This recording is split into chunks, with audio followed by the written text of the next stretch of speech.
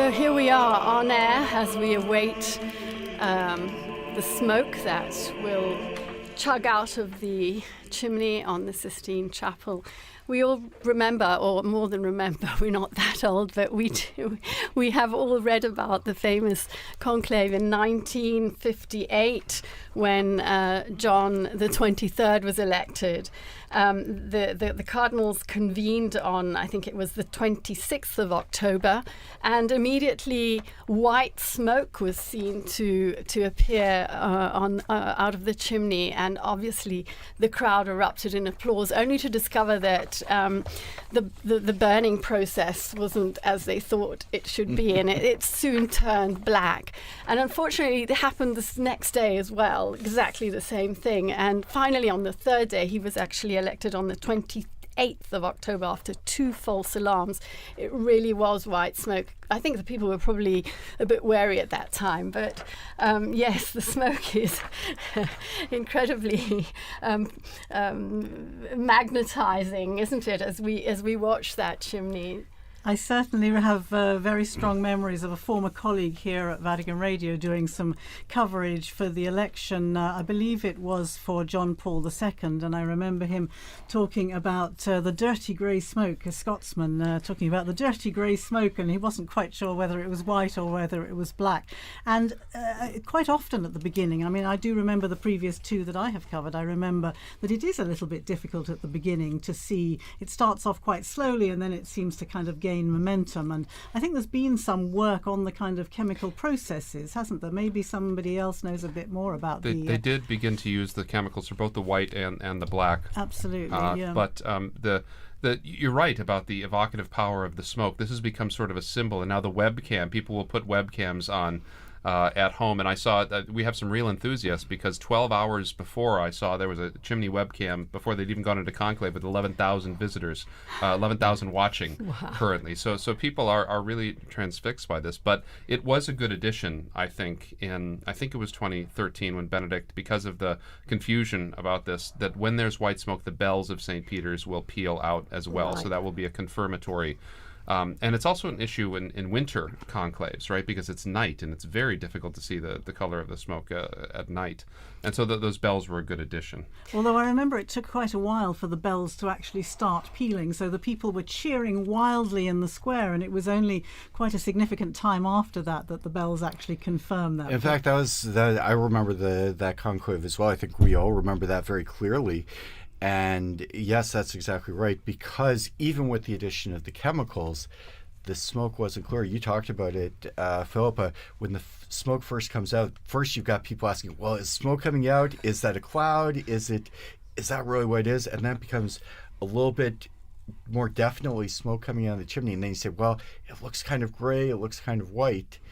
And they had told us here in the studio that they were going to ring the bells as soon as the smoke came out. And I think for the first election in decades, we had smoke that was pretty clearly white, but then the bells didn't ring the way they were supposed to for a long while. And this happens, right? I mean, you remember when Benedict was elected and Cardinal Medina came out, and as soon as he said Habemus Papam, the band started playing. And he had to wait for about 15, 20 seconds, and it was very awkward. But so we saw the beautiful, magnificent liturgical choreography today, that this is still an event that's run by human beings, and sometimes that these things can happen, and they lend a lot of great color to the history. Well, we're on the subject of the smoke coming out of the chimney. The other lasting memory I have of these conclaves, and watching the screen again today, is the seagulls. The seagulls who seem to be magnetically drawn to that chimney, possibly because of the warmth that comes out of it. But I do remember during the 2013 conclave sitting in studio, just as we are today, discussing ecumenical interfaith legacies of Pope Benedict, looking at the characteristics of the new man, what would be required. And I remember the producer at that time saying to me, talk about the seagull. You know, the seagull has its own hashtag. The seagull is trending on Twitter. And it's just quite fascinating how people take different aspects of these, as you say, very traditional, very historical events, and yet give them a particularly modern twist. I find that fascinating. I heard the other day that, in fact, inside the Sistine Chapel, there are 2 ovens. And that's because in the one oven, they burn the ballots. In the other oven, they actually put the chemicals you were talking about, Professor Prudlow, which are the ones that will produce the right coloured smoke. We hope. We hope, yes. There was one when they were still trying to. They were testing it. When were they? Do you remember when they were testing the chemicals in 2005 before the conclave? And they just the air, it just turned black. I mean, the entire sky above the Vatican was just black with smoke because they'd put in way too much of the chemical at that time. But I think it's interesting again how we've seen a lot of pictures recently, as you say, these two ovens in the Sistine Chapel before, this veil of secrecy that on the one hand was so fascinating to people outside the confines of the Vatican, but on the other hand, people are equally fascinated now they can see the process. We saw the workmen going in with the scaffolding and putting up the chimney and putting the ovens into place, and I think that's been very... there's a beautiful video on Vatican News that shows the room of tears, which is the room where the Pope will receive his vestments and cry. And have some time for prayer and crying at his new responsibilities. Before after he has accepted the what would we call it, the proclamation, because the cardinals ask the Pope whether he accepts or not, and so... And he can say no. He can say no, right.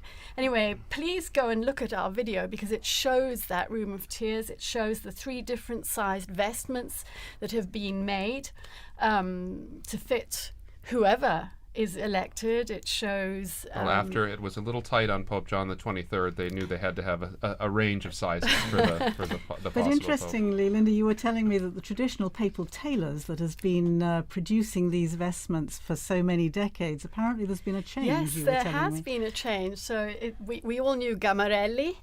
I think we all bought socks at Gamarelli, the cardinal socks. This year it's Mancinelli, who apparently makes a bit of a more a lighter textile, better for transpiration, more comfortable. So yes. In fact, we talked about all of the people inside the Vatican who help with the conclave. One of the people that's there is a tailor on hand. They have a small, medium, and large cassock, but they have someone right there so that when he puts it on, they can make adjustments so it's not overflowing, it's not too tight. They've got some room to breathe, so to speak. In the legend about John the 23rd, who was a portly Italian, famously from peasant stock, as they say, in Italy, and the story was that when he put on the extra large white cassock, it still wasn't big enough, and they had to open up the back of it and kind of tie it together like a hospital gown, obviously with his regular clothes underneath. But there's some of the stories that we hear from the Catholics. I noticed that hanging in the room of tears is the little red cape, which Pope Francis did not wear. He chose not to wear. He chose not to wear. Yeah, why did he choose not to wear that red cape? It was a gesture of he meant it as a gesture of humility, in the sense that he wanted to be seen as Francis, as Bishop of Rome, in a simplicity. But I don't think that there should be any judgment if the new Pope chooses to wear it. I mean, it's the proper garment for that moment. There's nothing hieratic. It's just a particular garment for the papacy. And but when you say the tailors and those great videos that you had, it should remind us of the hundreds of people that work to put this together behind the scenes, all the Vaticanisti, all the people that work they are so hard to make these things come off, the infirmarians, the people that prepare the food, and the people that prepared the conclave, the choir, the masters of ceremonies. It's really... it's a big production. It's an amazing production, and it's an irregular production, right? I mean, I think of in England, right, trying to practice a coronation after over 6 decades, and it's sort of the same thing here. You don't know when it's going to happen. You start to think about it. People come, people go, and there's books, but it's one thing to reduce a book to actual practice. And now that we have videos and things like that, it's so good to record those things and to help people to remember how difficult it is. And we weren't working in those days back in the 1970s, but I wonder what it must have been like to have had two of them in very, very close succession within, what was it, 33 days? 33 days. Was the length of the papacy, and so then John Paul the period I. after that when they elected the John Paul II. So barely the entire Vatican staff barely had time to get to relax and to recover from one, and then they're doing it all over again. It must have been an extraordinary moment. It was very interesting. I come from a very small diocese in the United States, Sioux Falls, South Dakota, which very few people perhaps have ever heard of. But one of our claims to fame, my former bishop was one of the very, very few bishops appointed by Pope John Paul I. So one of the very few people in the whole church who was the subject of an act of the month-long papacy of John Paul I. And I think a lot of us will have stories about our interactions with popes, not just the people who work here, but people throughout the world who come and see the popes. Do you have some memories of the popes that you've experienced through your time? Well, Pope Francis memorably invited all the Vatican staff. As far as I know, it was the first time for something like this, but he invited all of us to join him for the masses that he instigated in the Santa Marta Chapel, where he chose to live rather than in the Apostolic Palace. And he began the tradition of giving a sermon every morning in the Santa Marta Chapel, and we were all invited to go along. So I think it was maybe a month or two after his inauguration, the inauguration of his papacy, that I was able to go along, and that to me was an extraordinary moment. The previous time that I'd seen him was just after I think it was 3 or 4 days after the papacy, the inauguration, or the election rather, when he was with all the journalists in the Paul VI Hall. You were there too, weren't you? And he announced why he had chosen the name Francis. He wanted to be to honour the name of Francis as a man of peace, a man of poverty, and a man of protection of creation. And these were, of course, 3 themes that he would develop so strongly throughout his pontificate. And that was, again, an extraordinary moment. It was extraordinary also that he called the journalists to thank them for the work they had done during such an intense period. It was, we didn't realise how moving that gratitude would be. I can't but help think of his very last public audience, was to thank the medics, the doctors, and the staff at the hospital who had taken care of him. The other thing I remember about that audience with the journalists at the beginning was the way that he said, I'm going to bless you, but I'm going to do it in silence because many of you are non-believers or not share of the Catholic faith. And so there was immediately this great sense of openness and a great sense of respect for people who didn't necessarily belong to the Catholic Church. And all these signs at the beginning were just so very encouraging to people who'd somehow been feeling a little bit excluded or hadn't been given the same kind of welcome in the past. So these were very strong memories for me. And the Santa Marta was my opportunity to mention to him my interest in ecumenism and how I was at that time the warden of All Saints Church, Anglican Church here in Rome. And another important memory for me in that sense was that in 2016 I was able to welcome him because he became the first Pope to visit the Anglican Church in his own diocese of Rome. Of course, popes had visited Anglican churches before, notably John Paul II in 1982 became the first Pope to travel to England since the Reformation, and going into Canterbury Cathedral. Of course, there have been many papal visits to Anglican churches, but for the Pope to come to the Anglican Church in his own diocese was an extraordinary moment, and it was marking the 200th anniversary of our community here in Rome. And he came and gave had a great conversation with people. It was a beautiful liturgy, and it was on that occasion, if I'm not mistaken, he announced he intended to visit South Sudan together with the Archbishop of Canterbury and the moderator of the Church of Scotland.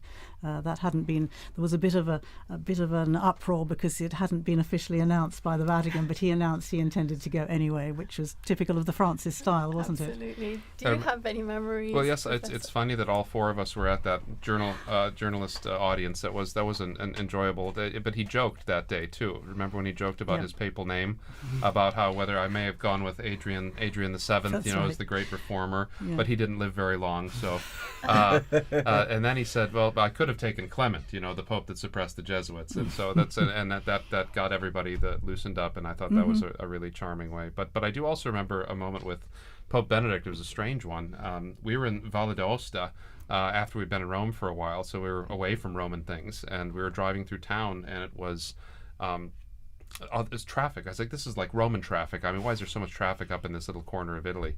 And I turned my head, and right next to me was Pope Benedict. He'd just been taken to the hospital after he'd broken his arm when he was on vacation there. And so he was right next to me and my family in the car, like going the other way on the street stop. Did you wave? We waved, yes. So we're looking at the screen here. We're looking at the square, getting close to what could be a time for smoke. What do you think? Well, we're expecting the vote to take place shortly after the Cardinals went into conclave, the first vote this evening. But as a lot of people have noted, it's pretty well known, this is the largest group of Cardinals ever to enter into conclave, 133. If you watch the broadcast of the entrance, it takes a little while for 133 mostly elderly Cardinals to get up, to cast their vote, for the votes to be counted. We heard Monsignor Burns' very excellent elaboration of that process. So we're not sure how long it takes, and I think that's a challenge for all of us, but also for the people coming in the square. If you were watching at the beginning of the broadcast, the square was not empty, but there weren't a whole lot of people there, and they've been filtering in. It's really filled up. It's really filled up. I think we all remember previous conclaves when the white smoke comes out, everybody in Rome is going to be coming to St. Peter's Square. But just to talk a little bit about the process this evening, we are expecting a vote perhaps around 7:30 in about 10 minutes, but there's no precise timing. So it could be any time, and we will have people watching for that first wisp of smoke and then to try and determine what color it is. And Phil, Linda, maybe you can tell us a little bit about what we can expect for the next couple of days in terms of looking for the smoke and the outcome of the different votes in the Sistine Chapel. Well, the one interesting thing I've just discovered is, as you were saying, there are two separate votes. Oven, yeah. Okay. Well, just one on the first day, right? Just one on the first day, but as from tomorrow morning, 2 in the morning and 2 in the afternoon. So should the smoke arise in the middle of one of those sessions, it'll be white for sure. That's right. Yes. Right? That's because if they go immediately to a second vote if it's a failed vote, and so that means we won't get smoke until around noon. If it's even a failed later, vote. in fact, I think we're expecting around 1 o'clock. Around 1. So if we do, Tune absolutely in right. early. If we get it at 11:30, 10:30, 11, it will be white smoke. Yeah. I heard an interesting little detail. You were talking about people rushing from around Rome. When people hear the news, they tend to gather in the square to see who the new pope will be. I read a lovely detail from the English College, the Venerable English College, where the seminarians from the UK trained to become priests. And there was obviously a question about were they allowed to run out of their classes if they heard news of course, all of them will have their cell phones, I imagine, so they'll get news almost within seconds of it happening. And apparently there has been a ruling from the college that seminarians are allowed to get up in the middle of classes and to go and congregate in the square to acclaim the new pope if and when it happens during the day. I remember I was a student at the Angelicum during the election of Pope Benedict in 2005, and that same question came up. Of course, John Paul had been pope for almost 27 years, so a conclave was a new thing. And the college didn't make any determination, so classes were going on during the conclave. And as soon as it became evident that the Pope had been elected, there were people who left class. And I remember some of the professors being horribly offended that the students had left for a truly momentous historical occasion. And the Angelicum, I'm sure that was the reason for their determination this year. They put out a specific statement. They announced it on social media. As soon as we get news of the white smoke, classes are suspended with immediate effect. The adoration in the chapel at the Angelicum will be closed with benediction so that everybody who wants to can come to Rome, can come to St. Peter's Square and be there for the announcement. When we do get the white smoke, I think you'll all remember, there's a period of time between when the smoke comes out. It's about 40 minutes. We're expecting about 40 minutes to an hour between the white smoke and when the Pope has gotten his robes together. He has prayed for a while. They've organized themselves. So about 40 minutes to an hour. In the last conclave, which of course was absolutely historic because we still had Pope Benedict alive, that was delayed even further because Pope Francis wanted the first one to hear the news to be Pope Emeritus, as he eventually decided on the title, the Pope Emeritus, to be the first to receive the news. So they had to call him. And the story is that he was glued to the TV set watching the chimney as we all are now, and they were ignoring the phone. And finally, someone picked up and said, "It's the Cardinals. They want you to be the first to know." So there's a little delay. We were talking earlier, there are 2 votes in the morning, 2 in the afternoon, and the expectation is there's a possibility of maybe as early as 10:30 or 11, but certainly a burning of the ballots at around 1 o'clock for the morning ballots, and then in the afternoon, possibly as early as 5 or 5:30, and certainly a burning of the ballots around. Tomorrow we're looking at perhaps as early as 7:30 for the second one. So if you go to our Vatican News website, you can see kind of a program that will give you an idea of when you can tune in and get the latest news about election of the Pope. We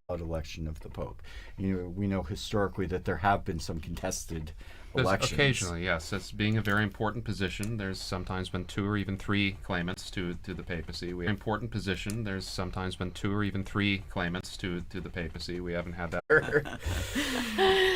And he will give the formula in Latin. He will read the new Pope's name in Latin. Right. And then afterwards, the pontiff will step out, if I'm not mistaken. And that's when he has his first opportunity to introduce himself to the world.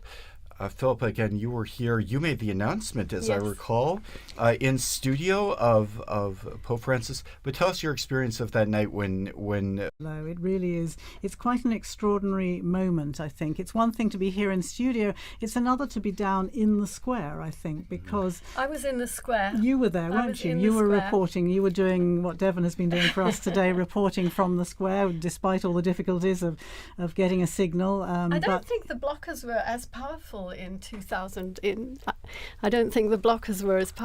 2013 because I can't imagine. They have to keep up with such technology today. I mean, you were talking about the sweeping of the Sistine Chapel and also the Santa Marta. I would assume they have to sweep that as well. But the Cardinals had to turn in all of their cell phones, check your phone at the door, and so they have to. There's also a bit of a natural blockage that happens, especially after the white smoke, when you go from maybe 10,000, 20,000, 30,000 to suddenly everyone. 250,000 people, 300,000 people, not just in St. Peter's Square, up the Via della Conciliazione, the road leading to St. Peter's, and everybody has their cell phone on.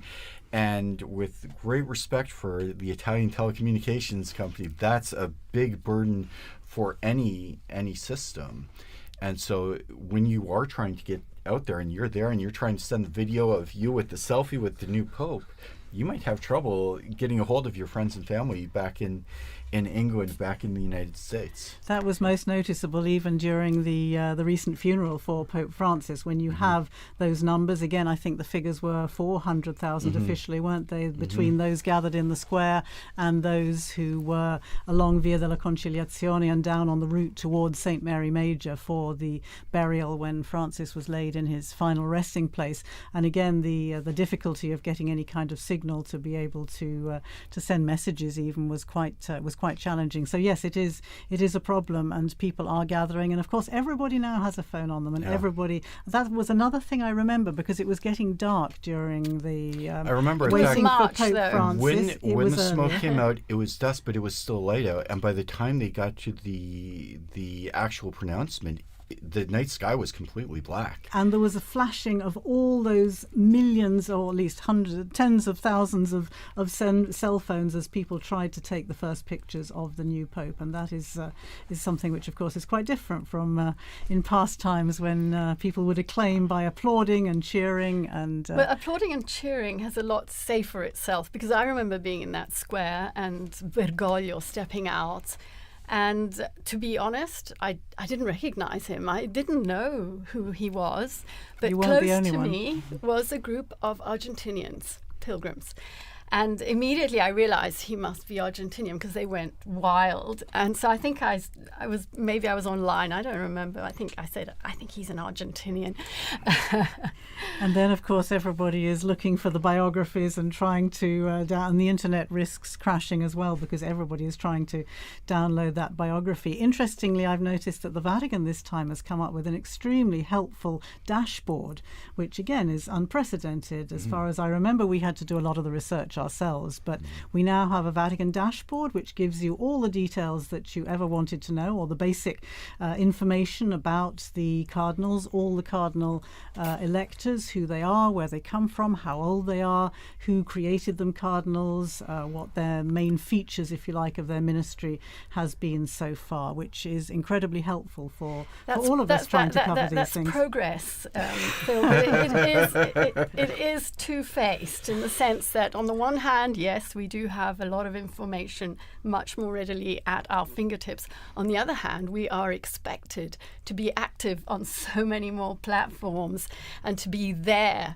And so it's been a really steep learning curve for us as well. You know, we're going to have to be there when the smoke is white. We're going to take a screenshot. We're going to do a video. We're going to have a name out there.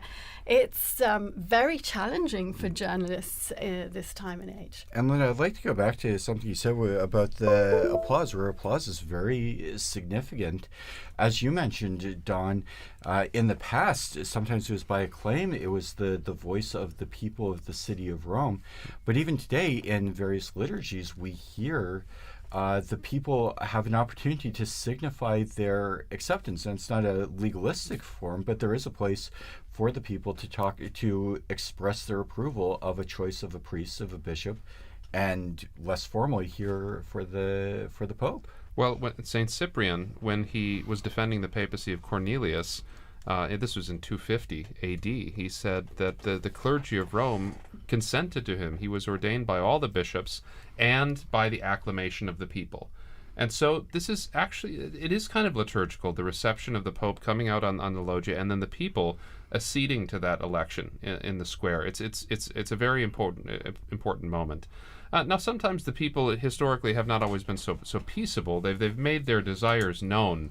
So at the beginning, when Urban VI was elected, they made it very clear that they wanted an Italian, the people of Rome, and so that was an important way. And that's a way historically that synodality can work out too, in a way that people can have their voices heard. And this is a very historical way that people have had their voices heard.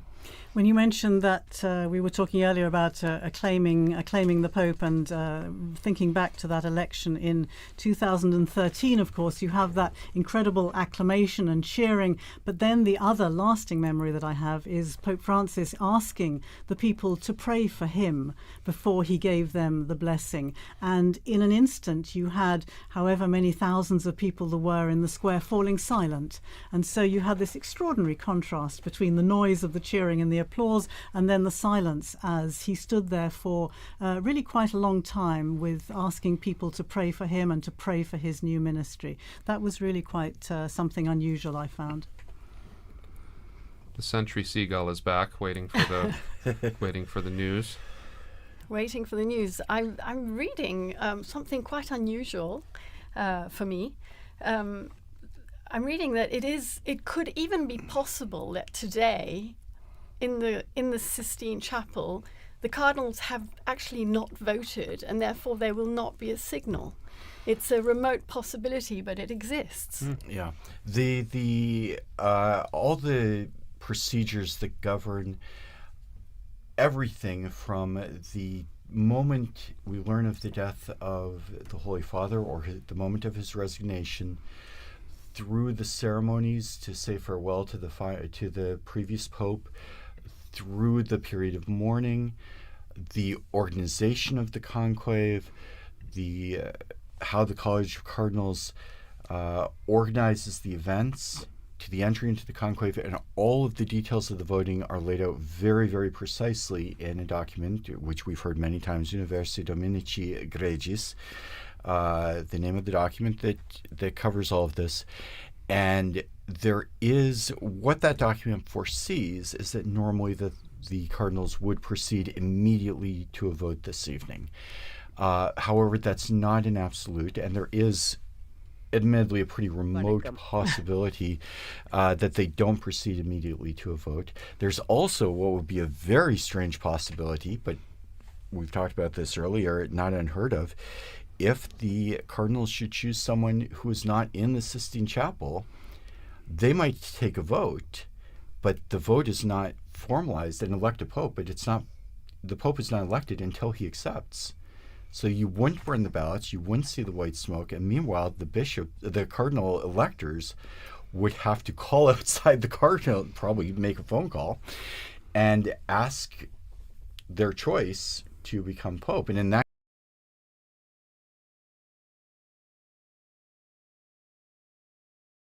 உள்ள வருவாங்க. அவங்க தான் உயர்நிலை மதகுருமார்கள் உலகம் முழுவதிலும் இருந்து வத்திக்கானுக்கு வந்து புதிய போப்பை தேர்ந்தெடுக்கிற வேலையை ஆரம்பிப்பாங்க. சரி, இந்த கான்க்ளேவ் அப்படின்ற பேருக்கு என்ன அர்த்தம்? கான்க்ளேவ் இதுவும் லத்தீன்ல இருந்து வந்ததுதான். கும்க்ளாவே. கும்க்ளாவே. ஆமா, அப்படின்னா சாவி போட்டு பூட்டியதுன்னு அர்த்தம். பூட்டப்பட்ட அறைக்குள்ள இந்த தேர்வு நடக்கிறதால இந்த பேரு. ஓஹோ, பூட்டி வச்சிடுவாங்களா? கிட்டத்தட்ட அப்படிதான். இந்த முறை சுமார் 800 வருஷம் பழசு. 1200கள்ல ஆரம்பிச்சது. ஆச்சரியமா இருக்கு. சிஸ்டைன் சாப்பல்ல முதல் முறையா 1492ல நடந்திருக்கு. ஆமா, ஆனா 1878ல இருந்து பாத்தீங்கன்னா எல்லா கான்க்ளேவும் அங்கதான் நடக்குது. மைக்கேலாஞ்சலோவோட அந்த புகைப்பெற்ற ஓவியங்கள் இருக்கிற இடத்துல. நிஜமாவே அந்த சூழலே ஒரு வித எப்படி சொல்றது அழுத்தத்தை கொடுக்கும் இல்லையா? கண்டிப்பா. அந்த அழுத்தத்தோட ரகசியமும் ரொம்ப ரொம்ப முக்கியம். ரொம்ப ரொம்ப முக்கியம். ரகசியமா எந்த அளவுக்கு? கான்க்ளேவ் ஆரம்பிக்கிறதுக்கு முன்னாடி அந்த சிஸ்டைன் சாப்பல் முழுசும் ஏதாவது ஒட்டு கேட்கும் கருவி இருக்கான்னு ஹைடெக்கா செக் பண்ணுவாங்க. அப்படியா? ஆமா, அது மட்டும் இல்ல, கர்தினால்கள் ரொம்ப கடுமையான ரகசிய காப்பு உறுதிமொழி எடுக்கணும். மீறினா திருச்சபையிலிருந்து நீக்கப்படுற அபாயம் கூட இருக்கு. அடேங்கப்பா, அப்போ அவங்க முழுசா வெளியுலகத்திலிருந்து துண்டிக்கப்படுவாங்க. ஆமா, துண்டிக்கப்பட்டுருவாங்க. போன், இன்டர்நெட், இமெயில் கூடவா? இதுவுமே கிடையாது. ராத்திரி அவங்க தங்குற இடத்துக்கு போறதை தவிர மத்த நேரங்கள்லாம் சாப்பலுக்குள்ளதான். வெளியுலக தொடர்பு சுத்தமா இருக்காது. ஏன் அப்படி? இது வெளியில இருந்து எந்த விதமான தலையீடும் இல்லாம அவங்க முழுசா அந்த தேர்வுல கவனம் செலுத்தணும் அப்படின்றதுக்காக. இந்த காலத்துல இப்படி ஒரு ரகசியம் நம்பவே முடியல. உண்மைதான். சரி, உள்ள அவங்க எப்படி ஓட்டு போடுவாங்க? யார் ஓட்டு போடலாம்? இதுல 80 வயசுக்கு உட்பட்ட கர்தினால்கள் மட்டும்தான் ஓட்டு போட முடியும். சரி, யார போப்பா தேர்ந்தெடுக்கலாம்? அதுக்கு ஏதாவது விதி இருக்கா? கோட்பாட்டு ரீதியா பாத்தீங்கன்னா திருமுழுக்கு பெற்ற எந்த ஒரு கத்தோலிக்க ஆணும் போப்பாகலாம். அப்படியா? யார வேணா தேர்ந்தெடுக்கலாமா? ஆமா, ஆனா நடைமுறையில பல நூற்றாண்டுகளா கர்தினால்கள்ல ஒருத்தர் தான் தேர்ந்தெடுக்கப்படுறாரு. ஓ, அது ஒரு சுவாரஸ்யமான விதி. கடைசியா கர்தினால் இல்லாத ஒருத்தர் எப்பவாவது தேர்ந்தெடுக்கப்பட்டிருக்காரா? நல்ல கேள்வி. ரொம்ப காலத்துக்கு முன்னாடி, பல நூற்றாண்டுகளுக்கு முன்னாடி அப்படி நடந்திருக்கு. ஆனா இப்ப சமீப காலத்துல அது நடக்கல. அது ஒரு வரலாற்று சாத்தியமா இருக்கு, அவ்வளவுதான். சரி சரி. ஓட்டு எப்படி போடுவாங்க? எத்தனை தடவை? முத நாள்ல ஒரு வாக்கெடுப்பு நடக்கும். அதுக்கப்புறம் அடுத்தடுத்த நாட்கள்ல காலையில 2, மதியம் 2ன்னு மொத்தம் 4 சுற்று வாக்கெடுப்பு நடக்கும். எது வரைக்கும்? 3/2 பங்கு பெரும்பான்மை கிடைச்சி ஒரு புதிய போப்பு தேர்ந்தெடுக்கப்படுற வரைக்கும் இது தொடரும். ஓஹோ, சமீபத்து தேர்தல்கள்லாம் எவ்வளவு நாள் ஆச்சு? இப்ப இருக்கிற போப் பிரான்சிஸ தேர்ந்தெடுக்க 5 சுற்று தேவைப்பட்டது. 5 சுற்றா? ஆமா, போப் பெனடிக்டுக்கு 4 சுற்று, போப் ஜான் பால் 2க்கு 8 சுற்றாச்சு. அது 2 நாள் நடந்தது. ஓ, ஒவ்வொரு வாக்கும் முக்கியம் போல. அந்த ஓட்டுச்சீட்டு எப்படி இருக்கும்? அது ஒரு சின்ன செவ்வக அட்டை மாதிரி இருக்கும். அதுல லத்தீன்ல எலிகோ இன் சுமம் பாண்டிஃபிக்ஸம் அப்படின்னு எழுதியிருக்கும். அப்படின்னா நான் இவரை உன்னத போப்பாண்டவராக தேர்ந்தெடுக்கிறேன்னு அர்த்தம். கீழே அவங்க தேர்ந்தெடுக்கிறவரோட பேரை எழுத இடம் இருக்கும். வாக்குகள் அனாமதேயமா இருக்கும். சரி, அந்த ஓட்டெல்லாம் போட்ட பிறகு என்ன செய்வாங்க? எல்லா ஓட்டையும் ஒரு கலசத்துல போட்டு முதல்ல எண்ணுவாங்க. அப்புறம் ஒவ்வொரு ஓட்டையும் எடுத்து சத்தமா வாசிப்பாங்க. இது முடிஞ்ச பிறகுதான் அந்த புகழ்பெற்ற நிகழ்வு நடக்கும். ஆமா, புகை சிக்னல்கள். உலகத்துக்கே அந்த வாக்கெடுப்போட முடிவு எப்படி இருக்குன்னு சொல்ற ஒரே வழி அதுதானே? கரெக்ட். அந்த ஓட்டுச்சீட்டுகள், குறிப்புகள் எல்லாத்தையும் ஒரு அடுப்புல போட்டு எரிப்பாங்க. எரிச்சிடுவாங்களா? ஆமா, அந்த அடுப்போட புகை போக்கி சிஸ்டீன் ஷேப்ல கூரைக்கு மேல தெரியும். அதுல இருந்து வர புகையோட நிறம் தான் செய்தி. கருப்பு புகை வந்தா? கருப்பு புகைனா இன்னும் முடிவு எட்டப்படல, இன்னும் ஒரு மனதான தேர்வு நடக்கல, அடுத்த சுற்றுக்கு போறாங்கன்னு அர்த்தம். ஆனா வெள்ளை புகை வந்துட்டா? வெள்ளை புகை வந்துட்டா புதிய போப் தேர்ந்தெடுக்கப்பட்டுட்டார், கொண்டாட்டம் தான். ஆமா, 2013ல போப் பிரான்சிஸ் தேர்ந்தெடுக்கப்பட்டப்போ செயின்ட் பீட்டர் ஒதுக்கத்துல இருந்த மக்கள் அந்த வெள்ளை புகையை பார்த்து எவ்வளவு சந்தோஷப்பட்டாங்க. நிஜமாவே அது ஒரு மறக்க முடியாத தருணம். சரி, வெள்ளை புகை வந்ததும் உடனே போப் வெளியே வந்துருவாரா? இல்ல, கொஞ்ச நேரம் ஆகும். சுமார் ஒரு மணி நேரத்துக்குள்ள செயின்ட் பீட்டர்ஸ் பசிலிக்காவோட பால்கனில ஒரு அறிவிப்பு வரும். என்ன அறிவிப்பு? லாத்தீன்ல ஹபேமுஸ் பாப்பம் அப்படின்னு அறிவிப்பாங்க. ஹபேமுஸ் பாப்பம்? ஆமா, அதுக்கு அர்த்தம் நமக்கு ஒரு போப் கிடைத்து விட்டார். அடடா, அதுக்கப்புறம் தான் புதிய போப் முகமுறையா மக்கள் முன்னாடி தோன்றி அவங்களுக்கு ஆசி வழங்குவார். அதோட அவருடைய புதிய போப்பாட்சியும் தொடங்கும். ஆக இந்த கான்க்ளேவ் என்றது ஒரு பழமையான சடங்கு, அதோட அந்த தீவிரமான ரகசியம் உலக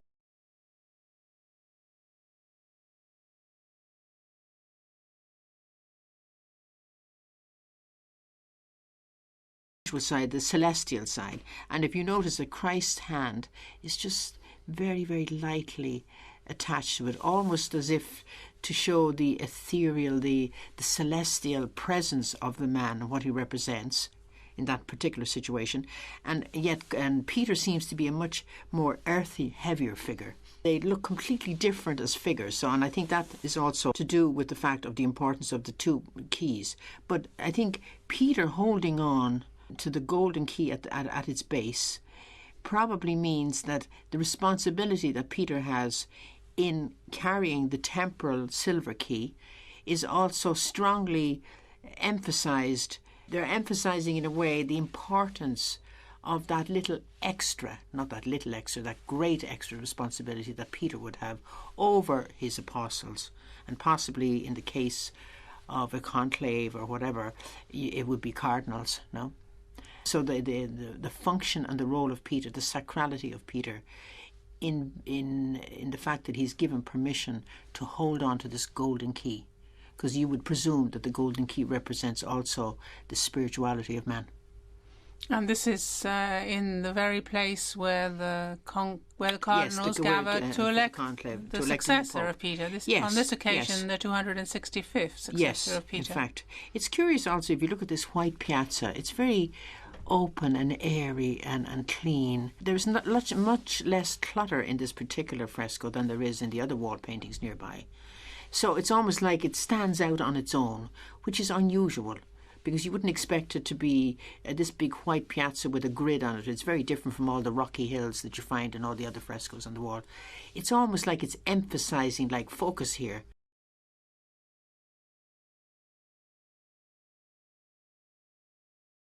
ஆனா அதே சமயம் மர்மமான ஒரு விஷயத்தை பத்தி பார்க்க போறோம். சொல்லுங்க. புதிய போப்பாண்டவரை எப்படி தேர்ந்தெடுக்கறாங்க? அந்த கான்க்ளேவ் அப்படின்ற சடங்கு. ஆமா, கான்க்ளேவ். இதோட முக்கிய அம்சங்களை நீங்க புரிஞ்சுக்கணும்ன்றது தான் எங்களோட நோக்கம். கண்டிப்பா. இந்த முழு செயல்முறையும் ஆரம்பிக்கிறதுக்கு முன்னாடி ஒரு நிலை இருக்கு. அதுக்கு பேரு செடே வகாண்டே.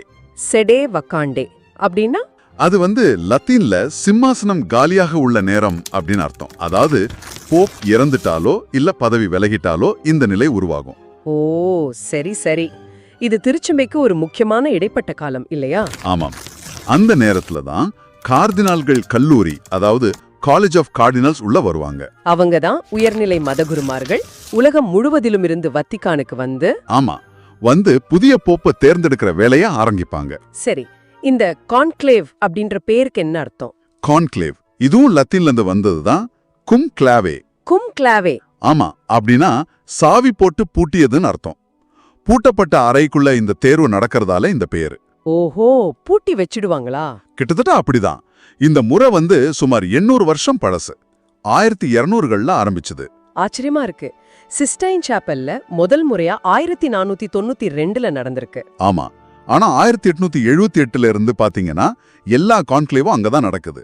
மைக்கலாஞ்சலோவோட அந்த புகைப்பெற்ற ஓவியங்கள் இருக்கிற இடத்துல. நிஜமாவே அந்த சூழலே ஒரு வித எப்படி சொல்றது அழுத்தத்தை கொடுக்கும் இல்லையா? கண்டிப்பா. அந்த அழுத்தத்தோட ரகசியமும் ரொம்ப ரொம்ப முக்கியம். ரொம்ப ரொம்ப முக்கியம். ரகசியமா எந்த அளவுக்கு?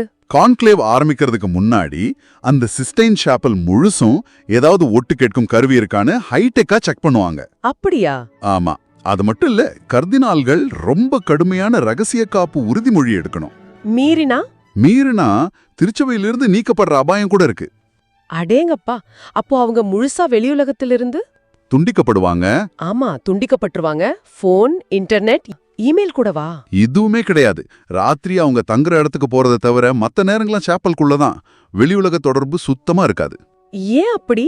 இது வெளியில இருந்து எந்த விதமான தலையீடும் இல்லாம அவங்க முழுசா அந்த தேர்வுல கவனம் செலுத்தணும் அப்படின்றதுக்காக. இந்த காலத்துல இப்படி ஒரு ரகசியம் நம்பவே முடியல. உண்மைதான். சரி, உள்ள அவங்க எப்படி ஓட்டு போடுவாங்க? யார் ஓட்டு போடலாம்? இதுல 80 வயசுக்கு உட்பட்ட கர்தினால்கள் மட்டும்தான் ஓட்டு போட முடியும். சரி, யார போப்பா தேர்ந்தெடுக்கலாம்? அதுக்கு ஏதாவது விதி இருக்கா? கோட்பாட்டு ரீதியா பாத்தீங்கன்னா திருமுழுக்கு பெற்ற எந்த ஒரு கத்தோலிக்க ஆணும் போப்பாகலாம். அப்படியா? யார வேணா தேர்ந்தெடுக்கலாமா? ஆமா, ஆனா நடைமுறையில பல நூற்றாண்டுகளா கர்தினால்கள்ல ஒருத்தர் தான் தேர்ந்தெடுக்கப்படுறாரு. ஓ, அது ஒரு சுவாரஸ்யமான விதி. கடைசியா கர்தினால் இல்லாத ஒருத்தர் எப்பவாவது தேர்ந்தெடுக்கப்பட்டிருக்காரா? நல்ல கேள்வி. ரொம்ப காலத்துக்கு முன்னாடி, பல நூற்றாண்டுகளுக்கு முன்னாடி அப்படி நடந்திருக்கு. ஆனா இப்ப சமீப காலத்துல அது நடக்கல. அது ஒரு வரலாற்று சாத்தியமா இருக்கு, அவ்வளவுதான். சரி சரி. ஓட்டு எப்படி போடுவாங்க? எத்தனை தடவை? முத நாள்ல ஒரு வாக்கெடுப்பு நடக்கும். அதுக்கப்புறம் அடுத்தடுத்த நாட்கள்ல காலையில 2, மதியம் 2ன்னு மொத்தம் 4 சுற்று வாக்கெடுப்பு நடக்கும். எது வரைக்கும்? 3/2 பங்கு பெரும்பான்மை கிடைச்சி ஒரு புதிய போப்பு தேர்ந்தெடுக்கப்படுற வரைக்கும் இது தொடரும்.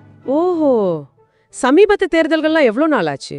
இப்ப இருக்கிற போப் பிரான்சிஸ தேர்ந்தெடுக்க 5 சுற்று தேவைப்பட்டது. 5 சுற்றா? ஆமா. போப் பெனடிக்டுக்கு 4 சுற்று. போப் ஜான் பால் 2க்கு 8 சுற்றாச்சு. அது 2 நாள் நடந்தது. ஓ, ஒவ்வொரு வாக்கும் முக்கியம் போல. அந்த ஓட்டுச்சீட்டு எப்படி இருக்கும்? அது ஒரு சின்ன செவ்வக அட்டை மாதிரி இருக்கும். அதுல லத்தீன்ல எலிகோ இன் சுமம் பாண்டிஃபிக்ஸம் அப்படின்னு எழுதியிருக்கும். அப்படின்னா நான் இவரை உன்னத போப்பாண்டவராக தேர்ந்தெடுக்கிறேன்னு அர்த்தம். கீழே அவங்க தேர்ந்தெடுக்கிறவரோட பேரை எழுத இடம் இருக்கும். வாக்குகள் அனாமதேயமா இருக்கும். சரி, அந்த ஓட்டெல்லாம் போட்ட பிறகு என்ன செய்வாங்க? எல்லா ஓட்டையும் ஒரு கலசத்துல போட்டு முதல்ல எண்ணுவாங்க. அப்புறம் ஒவ்வொரு ஓட்டையும் எடுத்து சத்தமா வாசிப்பாங்க. இது முடிஞ்ச பிறகுதான் அந்த புகழ்பெற்ற நிகழ்வு நடக்கும். ஆமா, புகை சிக்னல்கள். உலகத்துக்கே அந்த வாக்கெடுப்போட முடிவு எப்படி இருக்குன்னு சொல்ற ஒரே வழி அதுதானே? கரெக்ட். அந்த ஓட்டுச்சீட்டுகள், குறிப்புகள் எல்லாத்தையும் ஒரு அடுப்புல போட்டு எரிப்பாங்க. எரிச்சிடுவாங்களா? ஆமா, அந்த அடுப்போட புகை போக்கி சிஸ்டீன் ஷேப்ல கூரைக்கு மேல தெரியும். அதுல இருந்து வர புகையோட நிறம் தான் செய்தி. கருப்பு புகை வந்தா? கருப்பு புகைனா இன்னும் முடிவு எட்டப்படல, இன்னும் ஒரு மனதான தேர்வு நடக்கல, அடுத்த சுற்றுக்கு போறாங்கன்னு அர்த்தம். ஆனா வெள்ளை புகை வந்துட்டா? வெள்ளை புகை வந்துட்டா புதிய போப் தேர்ந்தெடுக்கப்பட்டார், கொண்டாட்டம் தான். ஆமா, 2013ல போப் பிரான்சிஸ் தேர்ந்தெடுக்கப்பட்டப்போ செயின்ட் பீட்டர்ஸ் ஒதுக்கத்துல இருந்த மக்கள் அந்த வெள்ளை புகையை பார்த்து எவ்வளவு சந்தோஷப்பட்டாங்க. நிஜமாவே அது ஒரு மறக்க முடியாத தருணம். சரி, வெள்ளை புகை வந்ததும் உடனே போப் வெளியே வந்துருவாரா? இல்ல, கொஞ்ச நேரம் ஆகும். சுமார் 1 மணி நேரத்துக்குள்ள செயின்ட் பீட்டர்ஸ் பசிலிக்காவோட பால்கனில ஒரு அறிவிப்பு வரும். என்ன அறிவிப்பு? லாத்தீன்ல ஹபேமுஸ் பாப்பம் அப்படின்னு அறிவிப்பாங்க. ஹபேமுஸ் பாப்பம்? ஆமா, அதுக்கு அர்த்தம் நமக்கு ஒரு போப் கிடைத்து விட்டார். அடடா. அதுக்கப்புறம் தான் புதிய போப் முகமுறையா மக்கள் முன்னாடி தோன்றி அவங்களுக்கு ஆசி வழங்குவார். அதோட அவருடைய புதிய போப்பாட்சியும் தொடங்கும். ஆக இந்த கான்க்ளேவ்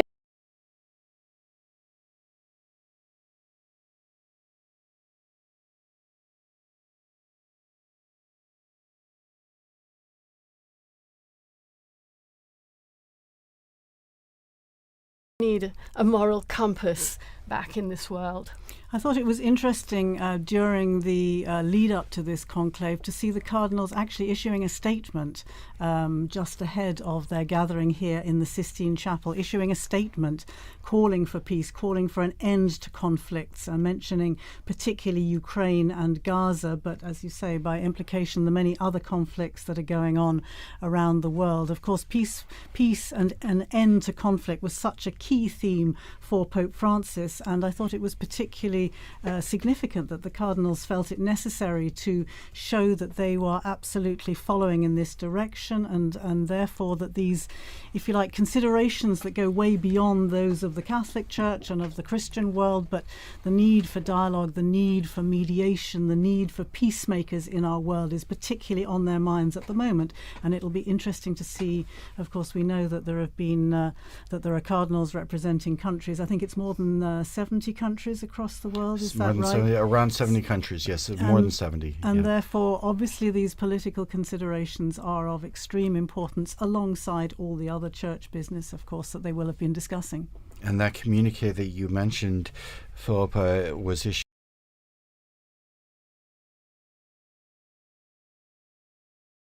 இன்னைக்கு நாம ஒரு ரொம்பவே பழமையான ஆனா அதே சமயம் மர்மமான ஒரு விஷயத்தை பத்தி பார்க்க போறோம். சொல்லுங்க. புதிய போப்பாண்டவரை எப்படி தேர்ந்தெடுக்கறாங்க? அந்த கான்க்ளேவ் அப்படின்ற சடங்கு. ஆமா, கான்க்ளேவ். இதோட முக்கிய அம்சங்களை நீங்க புரிஞ்சுக்கணும்ன்றது தான் எங்களோட நோக்கம். கண்டிப்பா. இந்த முழு செயல்முறையும் ஆரம்பிக்கிறதுக்கு முன்னாடி ஒரு நிலை இருக்கு. அதுக்கு பேரு செடே வகாண்டே. செடே வகாண்டே அப்படின்னா அது லத்தீன்ல சிம்மாசனம் காலியாக உள்ள நேரம் அப்படின்னு அர்த்தம். அதாவது போப் இறந்துட்டாலோ இல்ல பதவி விலகிட்டாலோ இந்த நிலை உருவாகும். ஓ சரி சரி. இது திருச்சபைக்கு ஒரு முக்கியமான இடைப்பட்ட காலம் இல்லையா? ஆமாம். அந்த நேரத்துல தான் கார்டினால்கள் கல்லூரி, அதாவது காலேஜ் ஆஃப் கார்டினல்ஸ் உள்ள வருவாங்க. அவங்க தான் உயர்நிலை மதகுருமார்கள் உலகம் முழுவதிலும் இருந்து வத்திக்கானுக்கு ஆமா, புதிய போப்பை தேர்ந்தெடுக்கிற வேலையை ஆரம்பிப்பாங்க. சரி, இந்த கான்க்ளேவ் அப்படின்ற பேருக்கு என்ன அர்த்தம்? கான்க்ளேவ் இதுவும் லத்தீன்ல இருந்து வந்ததுதான். கும் கிளாவே. கும் கிளாவே. ஆமா, அப்படின்னா சாவி போட்டு பூட்டியதுன்னு அர்த்தம். பூட்டப்பட்ட அறைக்குள்ள இந்த தேர்வு நடக்கிறதால இந்த பேரு. ஓஹோ, பூட்டி வச்சிடுவாங்களா? கிட்டத்தட்ட அப்படிதான். இந்த முறை சுமார் 800 வருஷம் பழசு. 1200கள்ல ஆரம்பிச்சது. ஆச்சரியமா இருக்கு. சிஸ்டைன் சாப்பல்ல முதல் முறையா 1492ல நடந்திருக்கு. ஆமா, ஆனா 1878ல இருந்து பாத்தீங்கன்னா எல்லா கான்க்ளேவும் அங்கதான் நடக்குது. மைக்கலாஞ்சலோவோட அந்த புகைப்பெற்ற ஓவியங்கள் இருக்கிற இடத்துல. நிஜமாவே அந்த சூழலே ஒரு வித எப்படி சொல்றது அழுத்தத்தை கொடுக்கும் இல்லையா? கண்டிப்பா. அந்த அழுத்தத்தோட ரகசியமும் ரொம்ப ரொம்ப முக்கியம். ரொம்ப ரொம்ப முக்கியம். ரகசியமா எந்த அளவுக்கு? கான்க்ளேவ் ஆரம்பிக்கிறதுக்கு முன்னாடி அந்த சிஸ்டைன் சாப்பல் முழுசும் ஏதாவது ஒட்டு கேட்கும் கருவி இருக்கான்னு ஹைடெக்கா செக் பண்ணுவாங்க. அப்படியா? ஆமா. அது மட்டும் இல்ல, கர்தினால்கள் ரொம்ப கடுமையான ரகசிய காப்பு உறுதிமொழி எடுக்கணும். மீறினா திருச்சபையிலிருந்து நீக்கப்படுற அபாயம் கூட இருக்கு. அடேங்கப்பா, அப்போ அவங்க முழுசா வெளியுலகத்திலிருந்து துண்டிக்கப்படுவாங்க. ஆமா, துண்டிக்கப்பட்டுருவாங்க. போன், இன்டர்நெட், இமெயில் கூடவா? இதுவுமே கிடையாது. ராத்திரி அவங்க தங்குற இடத்துக்கு போறதை தவிர மத்த நேரங்கள்லாம் சாப்பலுக்குள்ளதான். வெளியுலக தொடர்பு சுத்தமா இருக்காது. ஏன் அப்படி?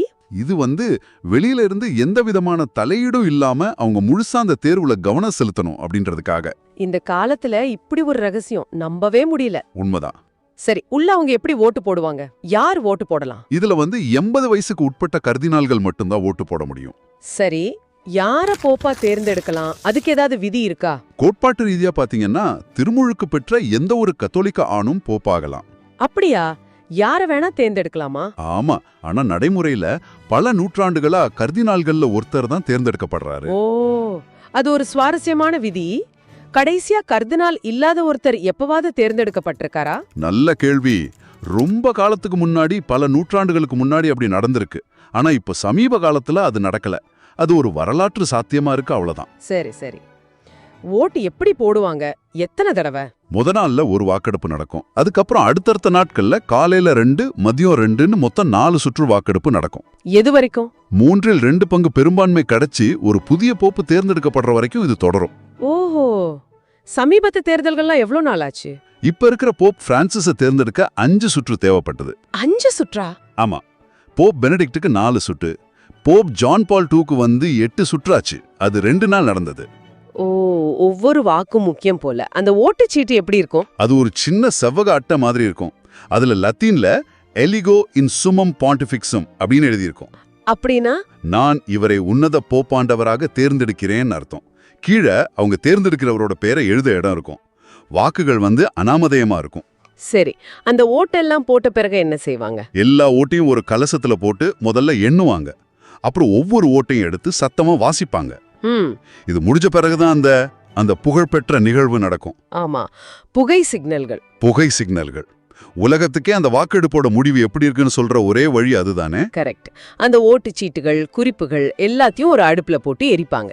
எரிச்சிடுவாங்களா? ஆமா, அந்த அடுப்போட புகை போக்கி சிஸ்டீன் ஷேப்ல கூரைக்கு மேல தெரியும். அதுல இருந்து வர புகையோட நிறம் தான் செய்தி. கருப்பு புகை வந்தா? கருப்பு புகைனா இன்னும் முடிவு எட்டப்படல, இன்னும் ஒரு மனதான தேர்வு நடக்கல, அடுத்த சுற்றுக்கு போறாங்கன்னு அர்த்தம். ஆனா வெள்ளை புகை வந்துட்டா? வெள்ளை புகை வந்துட்டா புதிய போப் தேர்ந்தெடுக்கப்பட்டார், கொண்டாட்டம் தான். ஆமா, 2013ல போப் பிரான்சிஸ் தேர்ந்தெடுக்கப்பட்டப்போ செயின்ட் பீட்டர்ஸ் ஒதுக்கத்துல இருந்த மக்கள் அந்த வெள்ளை புகையை பார்த்து எவ்வளவு சந்தோஷப்பட்டாங்க. நிஜமாவே அது ஒரு மறக்க முடியாத தருணம். சரி, வெள்ளை புகை வந்ததும் உடனே போப் வெளியே வந்துருவாரா? இல்ல, கொஞ்ச நேரம் ஆகும். சுமார் 1 மணி நேரத்துக்குள்ள செயின்ட் பீட்டர்ஸ் பசிலிக்காவோட பால்கனில ஒரு அறிவிப்பு வரும். என்ன அறிவிப்பு? லாத்தீன்ல ஹபேமுஸ் பாப்பம் அப்படின்னு அறிவிப்பாங்க. ஹபேமுஸ் பாப்பம்? ஆமா, அதுக்கு அர்த்தம் நமக்கு ஒரு போப் கிடைத்து விட்டார். அடடா, அதுக்கப்புறம் தான் புதிய போப் முகமுறையா மக்கள் முன்னாடி தோன்றி அவங்களுக்கு ஆசி வழங்குவார். அதோட அவருடைய புதிய போப்பாட்சியும் தொடங்கும். ஆக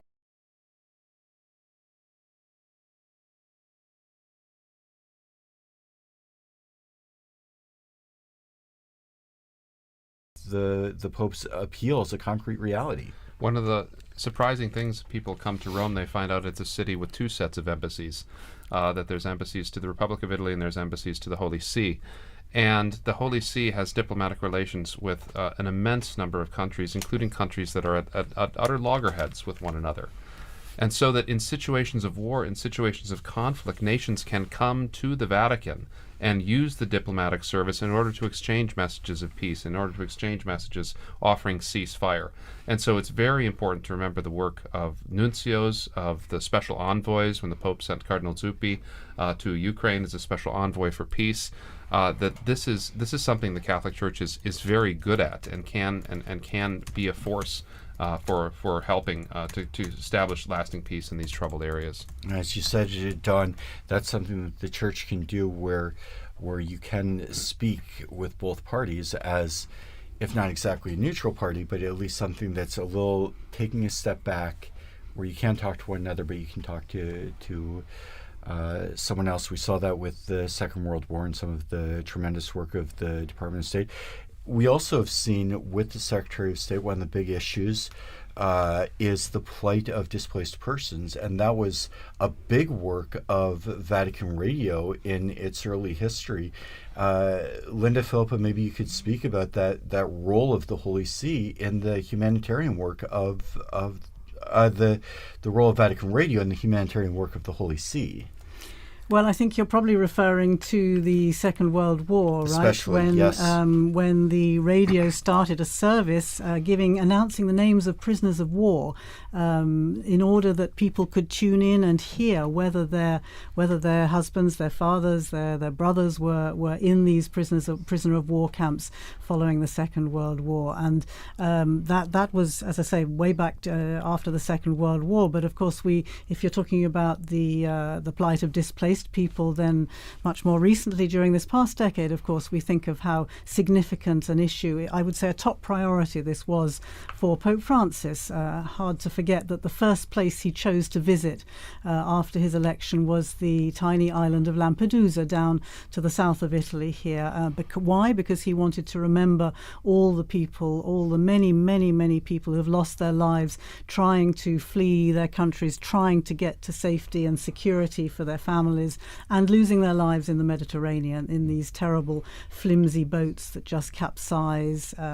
And so these kind of, again, the image of him throwing that those flowers into the wreaths of flowers into the sea from the boat to remember the people who'd lost their lives there, and then speaking with other migrants who had successfully arrived in Lampedusa on that first visit. It was a theme that he started out that way, and he continued to do that all the way through his pontificate, to remember migrants and refugees and people seeking peace, seeking safety, seeking decent standards of living. It really was a top priority for him, I think.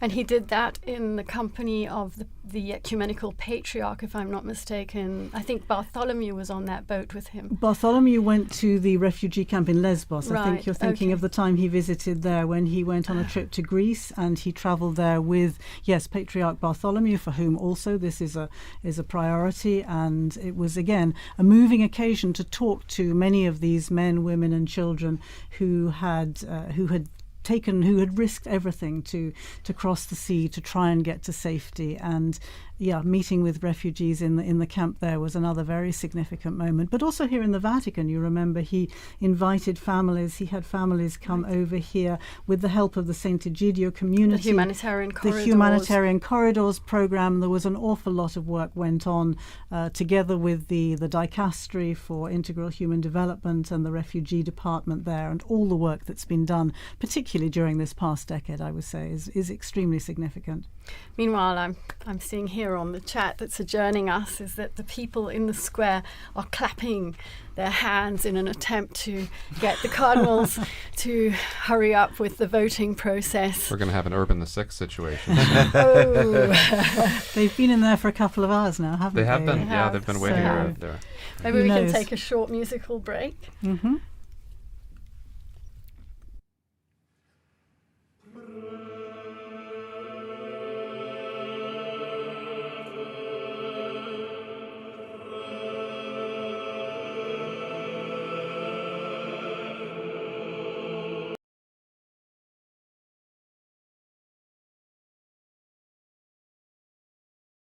நாம ஒரு ரொம்பவே பழமையான ஆனா அதே சமயம் மர்மமான ஒரு விஷயத்தை பத்தி பார்க்க போறோம். சொல்லுங்க. புதிய போப் ஆண்டவரை எப்படி தேர்ந்தெடுக்கறாங்க?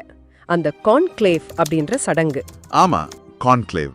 இதோட முக்கிய அம்சங்களை நீங்க புரிஞ்சுக்கணும்ன்றது தான் எங்களோட நோக்கம். கண்டிப்பா.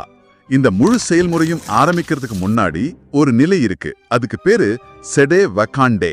செடே வகாண்டே அப்படின்னா அது லத்தீன்ல சிம்மாசனம் காலியாக உள்ள நேரம் அப்படின்னு அர்த்தம். அதாவது போப் இறந்துட்டாலோ இல்ல பதவி விலகிட்டாலோ இந்த நிலை உருவாகும்.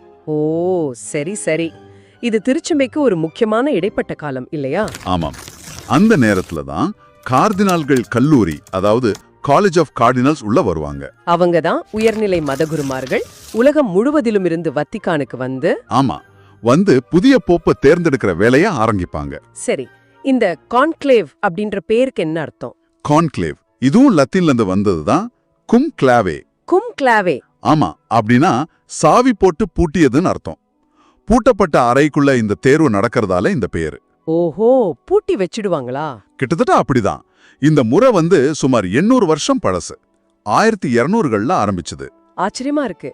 சிஸ்டைன் சாப்பல்ல முதல் முறையா 1492ல நடந்திருக்கு. ஆமா, ஆனா 1878ல இருந்து பாத்தீங்கன்னா எல்லா கான்க்ளேவும் அங்கதான் நடக்குது. மைக்கலாஞ்சலோவோட அந்த புகைப்பெற்ற ஓவியங்கள் இருக்கிற இடத்துல. நிஜமாவே அந்த சூழலே ஒரு வித எப்படி சொல்றது அழுத்தத்தை கொடுக்கும் இல்லையா? கண்டிப்பா. அந்த அழுத்தத்தோட ரகசியமும் ரொம்ப ரொம்ப முக்கியம். ரொம்ப ரொம்ப முக்கியம். ரகசியமா எந்த அளவுக்கு? கான்க்ளேவ் ஆரம்பிக்கிறதுக்கு முன்னாடி அந்த சிஸ்டைன் சாப்பல் முழுசும் ஏதாவது ஒட்டு கேட்கும் கருவி இருக்கான்னு ஹைடெக்கா செக் பண்ணுவாங்க. அப்படியா? ஆமா. அது மட்டும் இல்ல, கர்தினால்கள் ரொம்ப கடுமையான ரகசிய காப்பு உறுதிமொழி எடுக்கணும். மீறினா திருச்சபையிலிருந்து நீக்கப்படுற அபாயம் கூட இருக்கு. அடேங்கப்பா, அப்போ அவங்க முழுசா வெளியுலகத்திலிருந்து துண்டிக்கப்படுவாங்க. ஆமா, துண்டிக்கப்பட்டுருவாங்க. போன், இன்டர்நெட், இமெயில் கூடவா? இதுவுமே கிடையாது. ராத்திரி அவங்க தங்குற இடத்துக்கு போறதை தவிர மத்த நேரங்கள்லாம் சாப்பலுக்குள்ளதான். வெளியுலக தொடர்பு சுத்தமா இருக்காது. ஏன் அப்படி? இது வெளியில இருந்து எந்த விதமான தலையீடும் இல்லாம அவங்க முழுசா அந்த தேர்வுல கவனம் செலுத்தணும் அப்படின்றதுக்காக. இந்த காலத்துல இப்படி ஒரு ரகசியம் நம்பவே முடியல. உண்மைதான்.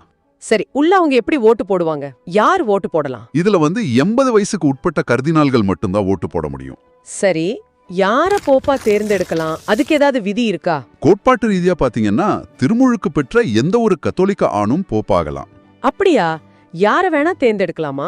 ஆமா, ஆனா நடைமுறையில பல நூற்றாண்டுகளா கர்தினால்கள்ல ஒருத்தர் தான் தேர்ந்தெடுக்கப்படுறாரு. ஓ, அது ஒரு சுவாரஸ்யமான விதி.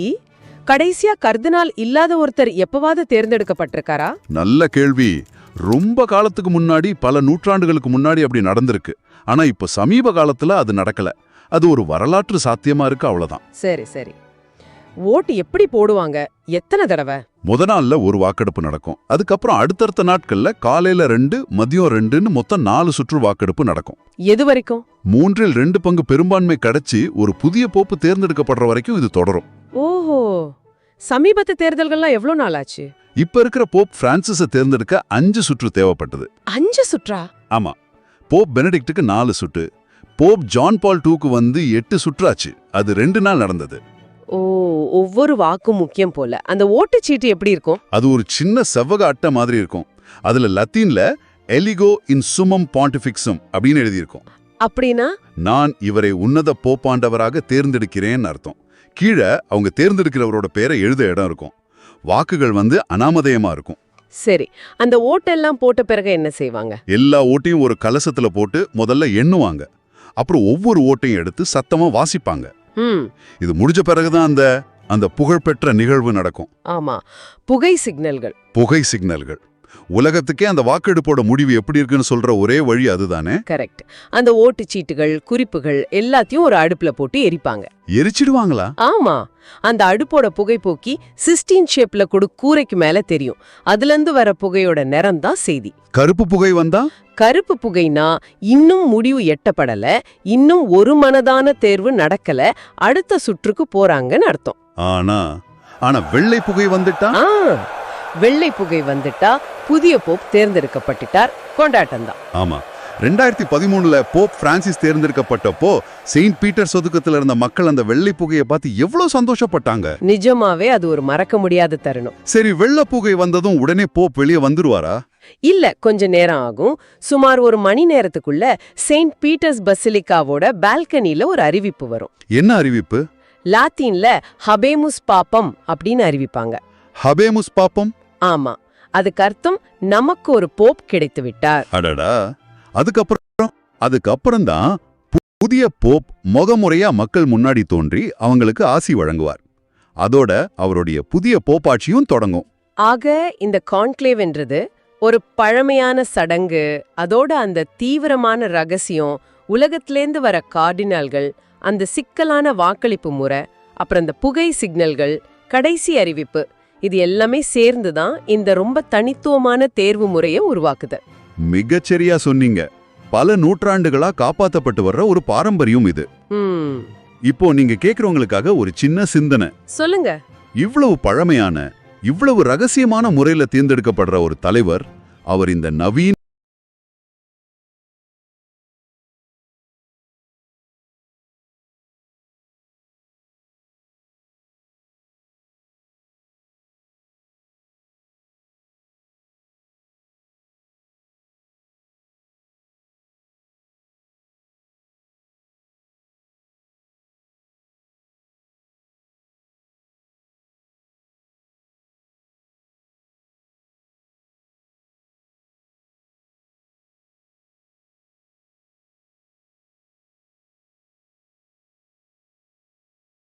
Catholic TV, Mada TV India, and Uganda Catholic Television, UCTV, as well as radio partners Luminous Radio and Radio Katipunan in the Philippines.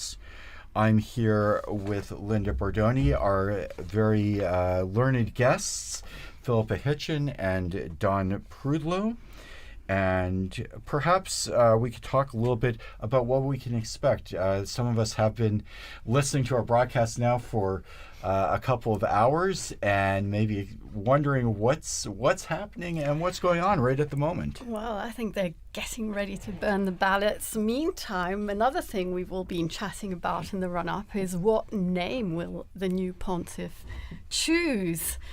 Because it's a long-standing tradition that the name, the baptismal name, is changed, but it hasn't always been so, if I'm not mistaken. But we do know that the first act of the new pope, immediately after accepting his canonical election as the supreme pontiff and before fulfilling other obligations, is the choice of his name.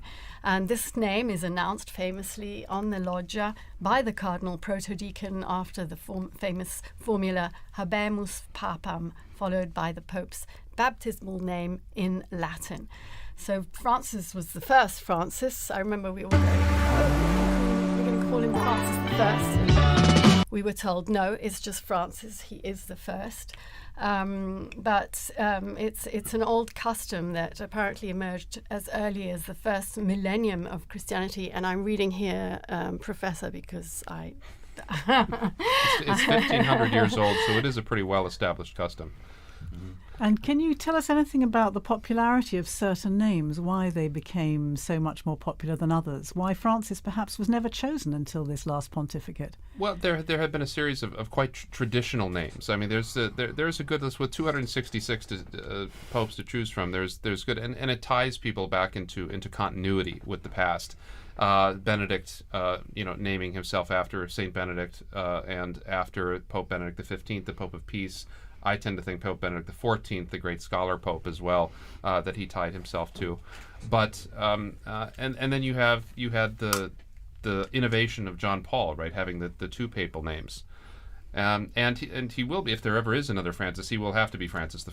I mean, he doesn't have any choice. He will be Francis the First. He will have to be Francis. If there's a Francis II, there's going to have to be. Yeah, he'd have to be retroactively promoted to Francis I.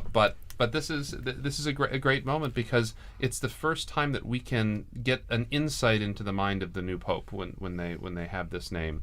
So, for instance, if as a lot of people think the new pope may choose the name Leo, we know that that's probably in line with Leo's great work with social justice, with Catholic social teaching, but also hopefully Leo's great work with Catholic academics as well. But how many Leos have there been? Well, he would be Leo the 14th. Okay. So there would be Leo the 14th. But the John, you'd have John would be a popular one. Paul would be a popular one, or John Paul III even. But all those will have nuances, right? They'll all have meanings that the Pope will be able to tell us, and we won't be able to exhaust them. I mean, they're suggestive, right? We'll see. Well, that's an interesting name that. And the commentators will be out in force to explain exactly why the Pope chose that particular name. We've seen there's certainly a tradition of choosing names from immediate or close predecessors. There has been, and Benedict sort of broke that, and that was interesting. And I think that's because we had John Paul and then John Paul. I think that was good to break off from that a little bit. But you're right, they go up and down in popularity. I doubt that we'll get a Sixtus VI. I think that we may have ended that line. That probably won't make it. We haven't had many Pauls. We haven't had many Pauls, right? There's been a lot more Johns than Pauls. But that's definitely a possibility. That's not. But then you have these strange names from early in papal history, right? Like Conon or Lando, and those are likely going to continue to stay in abeyance. But a name like Innocent or Clement, right? These were immensely popular in the 17th and 18th century. And they tied them back to those great histories with those names too. I mean, John's was kind of a surprise because there had not been very many creditable Johns in papal history, and so it was kind of a surprise, particularly. And there was controversy even about his numbering because one of the anti-popes of Avignon was John the 23rd. There's actually an anti-pope John the 23rd buried in Florence, so that was confusing as well. But he wanted to make his personal statement with that. And as you say, some names gain popularity because of wildly popular popes, but some names fall off when you've had a pope who really did have, as you said, a discreditable reputation, and suddenly we see a lot fewer.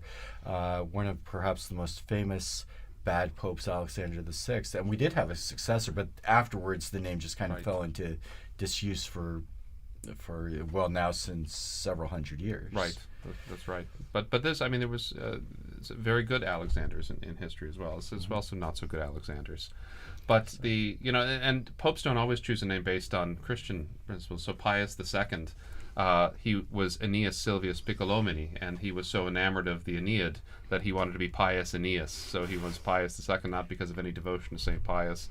Julius because II of the devotion to Virgil. To Virgil. Well, it's much like Dante, right? Our beloved Dante. And Julius II wanted to be named after Julius Caesar. I think so. That worked. But there were both Piuses after Pius II and Juliuses after Julius II. So having had so many Italian popes, of course, throughout history, all selecting from perhaps what you're talking about, some of the traditional names, I'm wondering what a difference it might make having cardinals from these 70 different countries, and if perhaps we should have a pope from Africa or Asia or again Latin America, wondering what difference that might make in the selection of a name. That would be interesting, because we have had Greek popes and Syriac popes and African popes. The great Pope Gelasius was North African, and Pope Zephyrinus was Syrian. There was a period in the 8th century where we had almost all Greek and Syrian popes. And so looking back to that history would be instructive as well. I mean, to the persecuted Christians of the Middle East or of North Africa, it could point to that and still be rooted in the Church's history as well. You certainly need a historian on hand, don't you, to help you make this selection. I can see that you're never going to be out of a job. They've never let historians into the conclave, though. There's no on-call historian, so maybe. And how important is it that a pope be proficient in Latin? Well, I think it's critical as the patriarch of the West and as the head of the Latin Rite of the Catholic Church. I mean, it's pretty critical. And you saw, I mean, the when you have these big international events, you notice that the entire thing was conducted in Latin for these cardinals, and it helps in a certain sense to decenter any particular ethnicity or linguistic group that provides something. Of that common unity that when the liturgy used to be in one language, that did provide that commonality throughout the world, but still today provides it at these really critical moments, so that when all Christians come together in Rome to celebrate Mass with the Pope, that they can sing the Pater Noster in one language.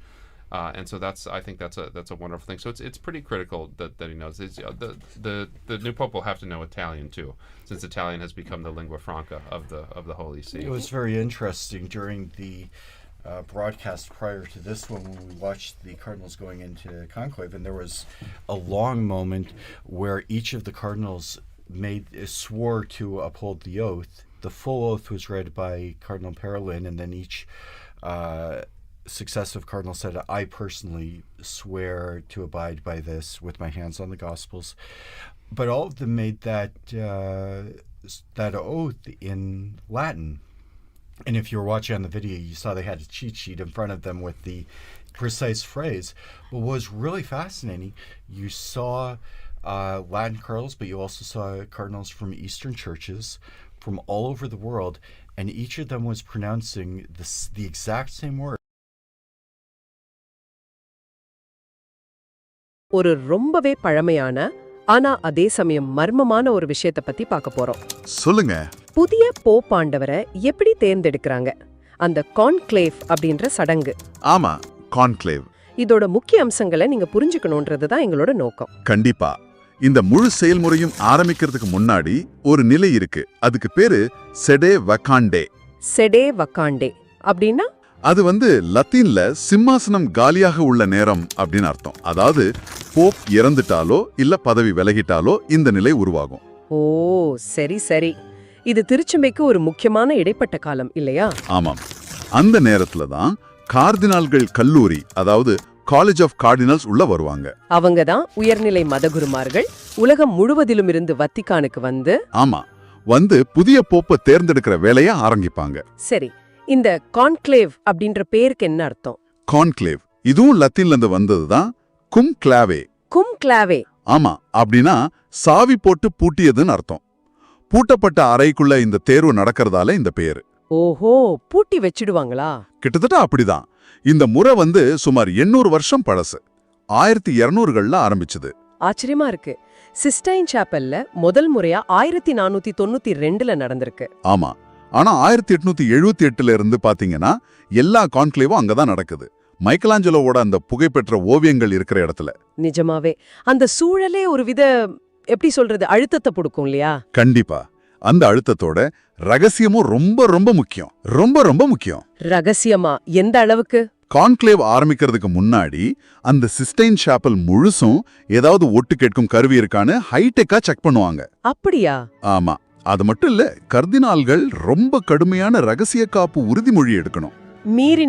மீறினா திருச்சபையிலிருந்து நீக்கப்படுற அபாயம் கூட இருக்கு. அடேங்கப்பா, அப்போ அவங்க முழுசா வெளியுலகத்திலிருந்து துண்டிக்கப்படுவாங்க. ஆமா, துண்டிக்கப்பட்டுருவாங்க. Phone, internet, email கூடவா? இதுவுமே கிடையாது. ராத்திரி அவங்க தங்குற இடத்துக்கு போறதை தவிர மத்த நேரங்கள்லாம் சாப்பலுக்குள்ளதான். வெளியுலக தொடர்பு சுத்தமா இருக்காது. ஏன் அப்படி? இது வெளியில இருந்து எந்த விதமான தலையீடும் இல்லாம அவங்க முழுசா அந்த தேர்வுல கவனம் செலுத்தணும் அப்படின்றதுக்காக. இந்த காலத்துல இப்படி ஒரு ரகசியம் நம்பவே முடியல. உண்மைதான். சரி, உள்ள அவங்க எப்படி ஓட்டு போடுவாங்க? யார் ஓட்டு போடலாம்? இதுல 80 வயசுக்கு உட்பட்ட கர்தினால்கள் மட்டும்தான் ஓட்டு போட முடியும். சரி, யார போப்பா தேர்ந்தெடுக்கலாம்? அதுக்கு ஏதாவது விதி இருக்கா? கோட்பாட்டு ரீதியா பாத்தீங்கன்னா திருமுழுக்கு பெற்ற எந்த ஒரு கத்தோலிக்க ஆணும் போப்பாகலாம். அப்படியா?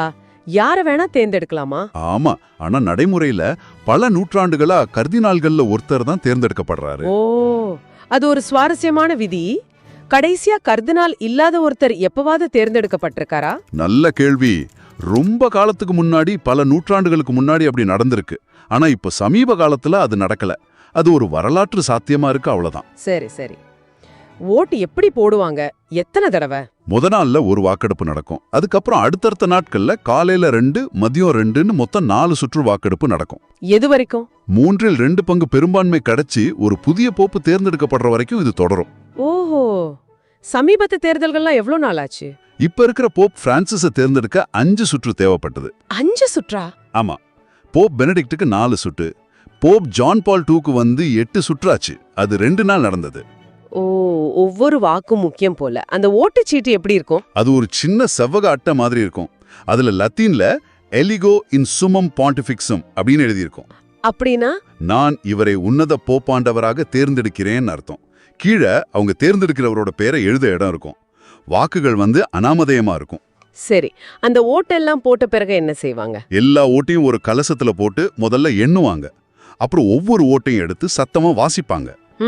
இது முடிஞ்ச பிறகுதான் அந்த புகழ்பெற்ற நிகழ்வு நடக்கும். ஆமா, புகை சிக்னல்கள். உலகத்துக்கே அந்த வாக்கெடுப்போட முடிவு எப்படி இருக்குன்னு சொல்ற ஒரே வழி அதுதானே? கரெக்ட். அந்த ஓட்டுச்சீட்டுகள், குறிப்புகள் எல்லாத்தையும் ஒரு அடுப்புல போட்டு எரிப்பாங்க. எரிச்சிடுவாங்களா? ஆமா. அந்த அடுப்போட புகை போக்கி சிஸ்டீன் ஷேப்ல கூரைக்கு மேல தெரியும். அதுல இருந்து வர புகையோட நிறம் தான் செய்தி. கருப்பு புகை வந்தா? கருப்பு புகைனா இன்னும் முடிவு எட்டப்படல, இன்னும் ஒரு மனதான தேர்வு நடக்கல, அடுத்த சுற்றுக்கு போறாங்கன்னு அர்த்தம். ஆனா வெள்ளை புகை வந்துட்டா? வெள்ளை புகை வந்துட்டா புதிய போப் தேர்ந்தெடுக்கப்பட்டார், கொண்டாட்டம் தான். ஆமா.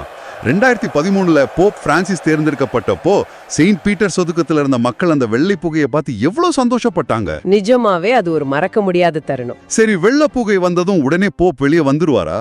இல்ல, கொஞ்ச நேரம் ஆகும். சுமார் ஒரு மணி நேரத்துக்குள்ள செயின்ட் பீட்டர்ஸ் பசிலிக்காவோட பால்கனில ஒரு அறிவிப்பு வரும். என்ன அறிவிப்பு? லாத்தீன்ல ஹபேமுஸ் பாப்பம் அப்படின்னு அறிவிப்பாங்க. ஹபேமுஸ் பாப்பம்? ஆமா, அதுக்கு அர்த்தம் நமக்கு ஒரு போப் கிடைத்து விட்டார். அடடா. அதுக்கப்புறம் தான் புதிய போப் முகமுறையா மக்கள் முன்னாடி தோன்றி அவங்களுக்கு ஆசி வழங்குவார். அதோட அவருடைய புதிய போப்பாட்சியும் தொடங்கும். ஆக இந்த கான்க்ளேவ் என்றது ஒரு பழமையான சடங்கு, அதோட அந்த தீவிரமான ரகசியம், உலகத்திலேந்து வர கார்டினால்கள், அந்த சிக்கலான வாக்களிப்பு முறை, அப்புறம் அந்த புகை சிக்னல்கள், கடைசி அறிவிப்பு, இது எல்லாமே சேர்ந்துதான் இந்த ரொம்ப தனித்துவமான தேர்வு முறையை உருவாக்குது. மிகச்சரியா சொன்னீங்க. பல நூற்றாண்டுகளா காப்பாத்தப்பட்டு வர்ற ஒரு பாரம்பரியம் இது. இப்போ நீங்க கேக்குறவங்களுக்காக ஒரு சின்ன சிந்தனை சொல்லுங்க. இவ்வளவு பழமையான, இவ்வளவு ரகசியமான முறையில தேர்ந்தெடுக்கப்படுற ஒரு தலைவர், அவர் இந்த நவீன இவ்வளவு வேகமா மாறி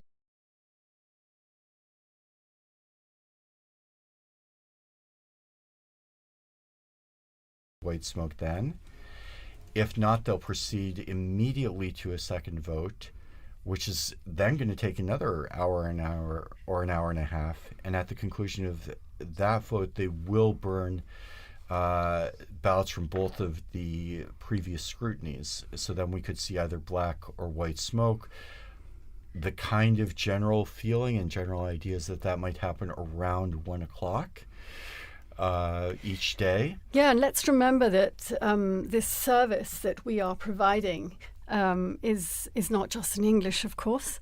Being Vatican Radio, it's in 7 languages, the live service that we are doing now. But the other languages will also be broadcasting. So it's going out in a lot of languages as we speak. And of course, everything is on our website, on our social media, on Twitter. And not just spoken languages. And not just spoken languages, the sign languages, in various sign languages. There's the Italian sign language, the American sign language. And I'm hearing here that we have Devon on the line. He's still in the square. Devon. Hello. Hi, Linda. Hi. Good. Yes, I'm in the square with they say about 30,000 people.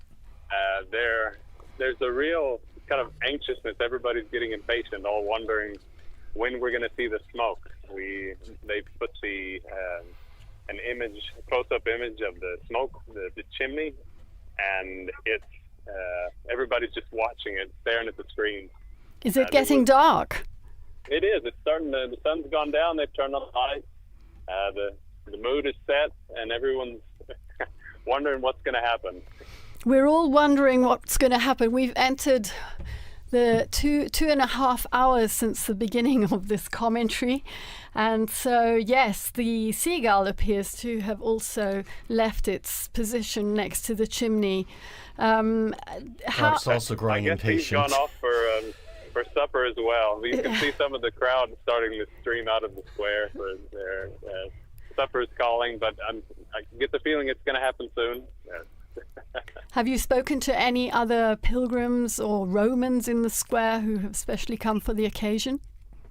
Yes, I spoke to a priest who's from South Africa. He was just telling me that he was here visiting with a couple of other of his brother priests, and they all came out here and they got separated here in the push of the crowd, and everyone's just excited. I think everyone's given up a little bit of hope for this evening, at least for a white smoke. But we never give up hope for they could still be, or they could be saying right now, who knows? Absolutely. They can't believe themselves that they've decided. We will find out shortly. We will. Thank you very much, Devon. And what's very interesting is that if they have chosen not to do a vote this evening, or if there's a problem, it's probably not the level of intervention that will cause them to break the conclave. So there's no real means for them to let us know what's happening inside. So we're gonna keep guessing and keep waiting and praying.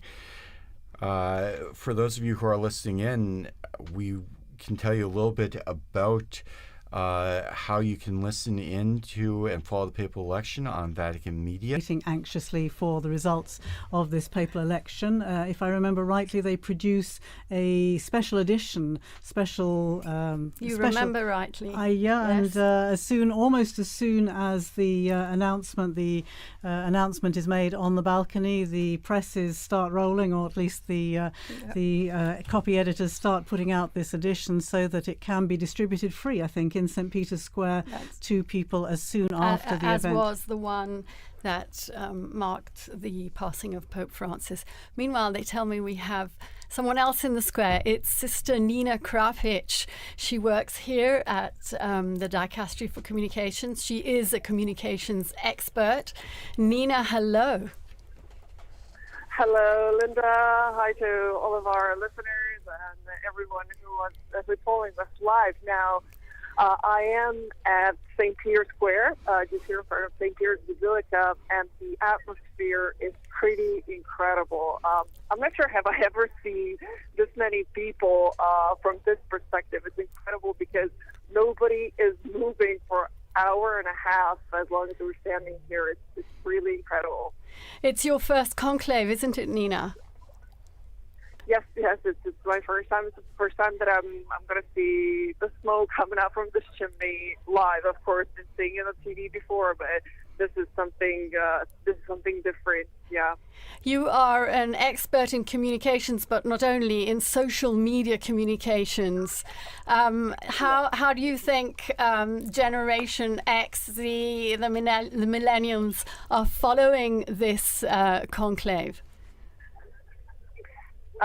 Sorry, you didn't hear how do you think the last part of the question? I was speaking about social media, which is very much your field, and getting the message out to the younger generations. How are they following this conclave? What kind of interest have you been perceiving from them?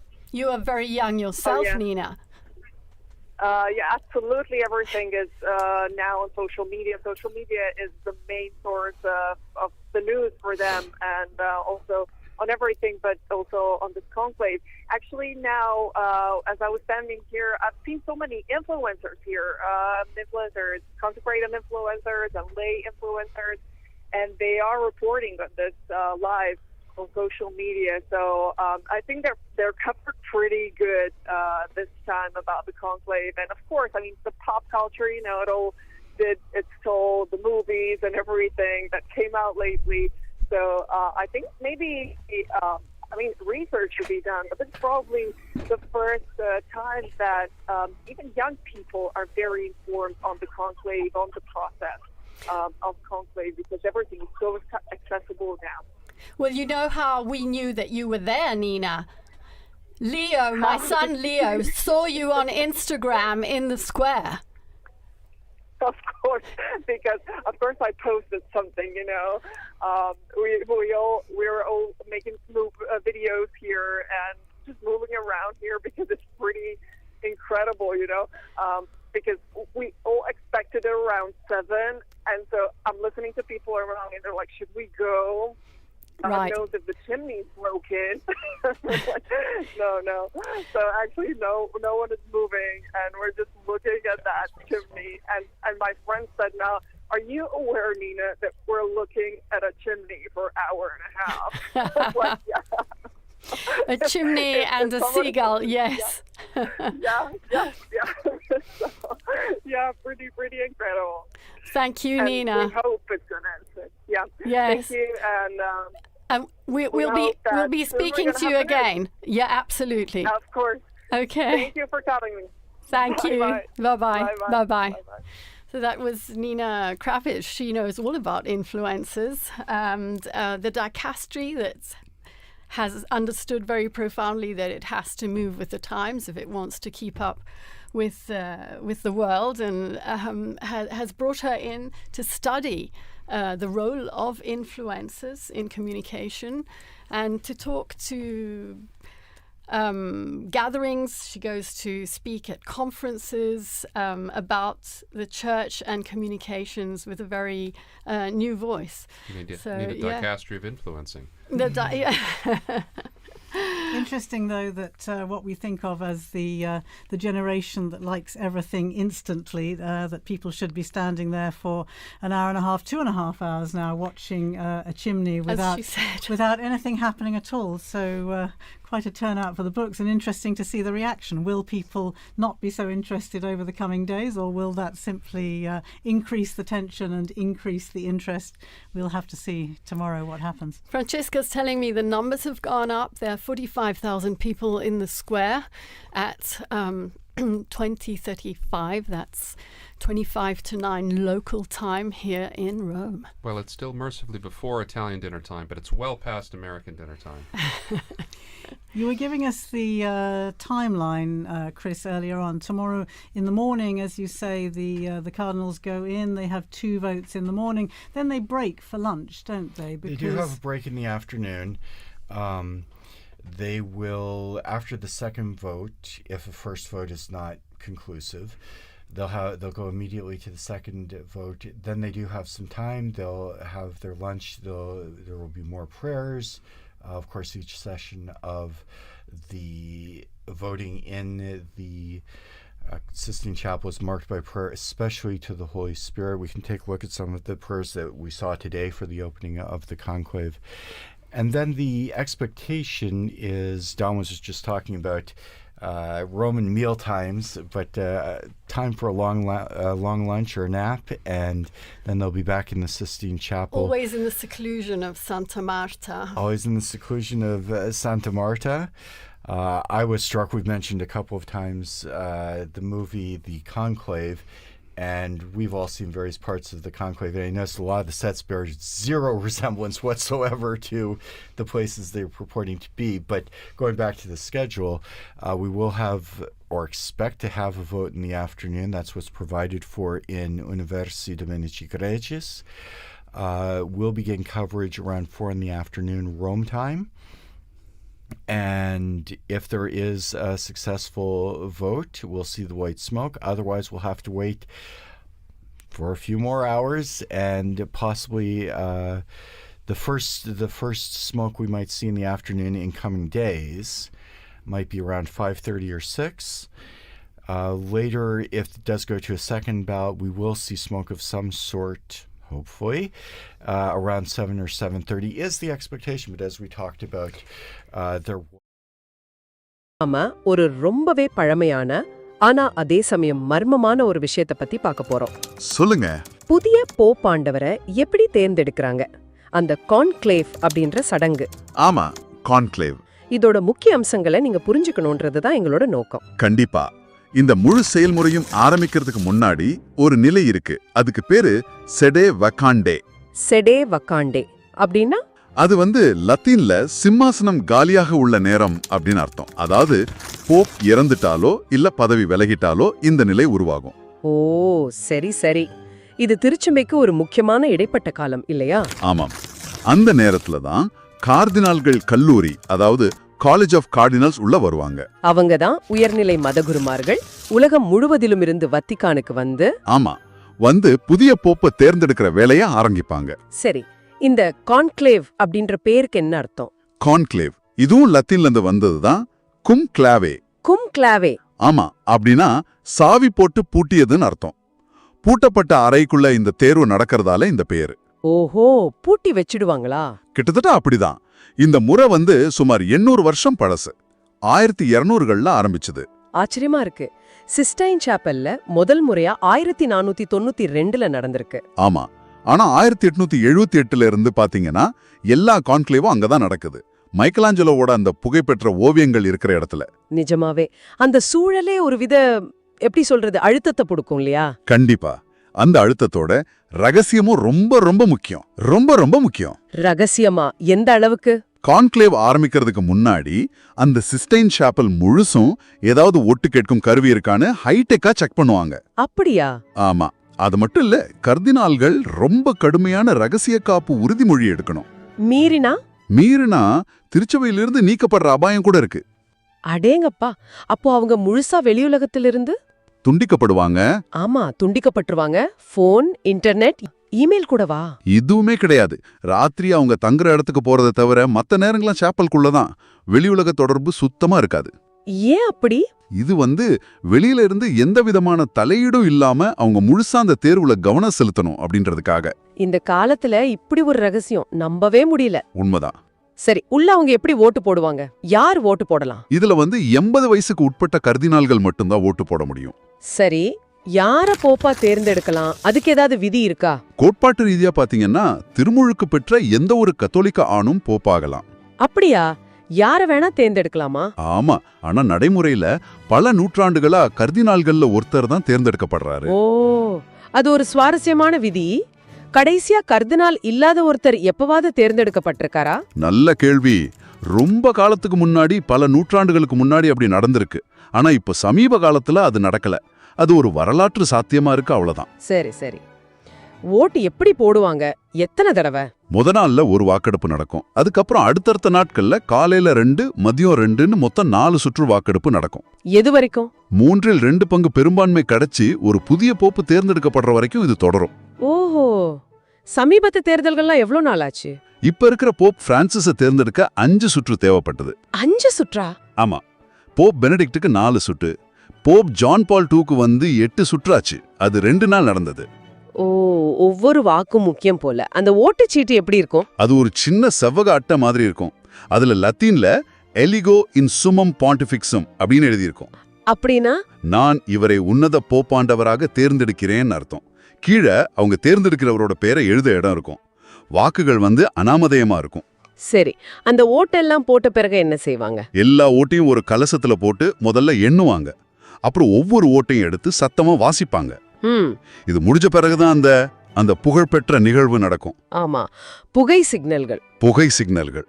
உலகத்துக்கே அந்த வாக்கெடுப்போட முடிவு எப்படி இருக்குன்னு சொல்ற ஒரே வழி அதுதானே? Correct. அந்த ஓட்டுச்சீட்டுகள், குறிப்புகள் எல்லாத்தையும் ஒரு அடுப்புல போட்டு எரிப்பாங்க. எரிச்சிடுவாங்களா? ஆமா, அந்த அடுப்போட புகை போக்கி சிஸ்டீன் ஷேப்ல கூட கூரைக்கு மேல தெரியும். அதுல இருந்து வர புகையோட நிறம் தான் செய்தி. கருப்பு புகை வந்தா? கருப்பு புகைனா இன்னும் முடிவு எட்டப்படல, இன்னும் ஒரு மனதான தேர்வு நடக்கல, அடுத்த சுற்றுக்கு போறாங்கன்னு அர்த்தம். ஆனா வெள்ளை புகை வந்துட்டா? வெள்ளை புகை வந்துட்டா புதிய போப் தேர்ந்தெடுக்கப்பட்டார், கொண்டாட்டம் தான். ஆமா, 2013ல போப் பிரான்சிஸ் தேர்ந்தெடுக்கப்பட்டப்போ செயின்ட் பீட்டர் ஒதுக்கத்துல இருந்த மக்கள் அந்த வெள்ளை புகையை பார்த்து எவ்வளவு சந்தோஷப்பட்டாங்க. நிஜமாவே அது ஒரு மறக்க முடியாத தருணம். சரி, வெள்ளை புகை வந்ததும் உடனே போப் வெளியே வந்துருவாரா? இல்ல, கொஞ்ச நேரம் ஆகும். சுமார் ஒரு மணி நேரத்துக்குள்ள செயின்ட் பீட்டர்ஸ் பசிலிக்காவோட பால்கனில ஒரு அறிவிப்பு வரும். என்ன அறிவிப்பு? லாத்தீன்ல ஹபேமுஸ் பாப்பம் அப்படின்னு அறிவிப்பாங்க. ஹபேமுஸ் பாப்பம்?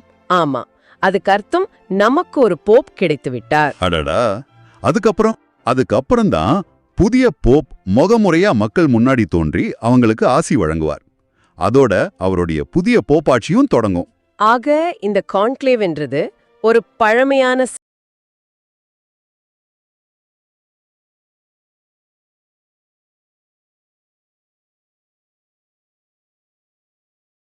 day, and so there was lots of young people who were already going to be in Rome, but what was nice was they were clearly happy to be there for the mass that they had to go to instead, which was the second memorial mass for the Pope. There's lots of cheering. They really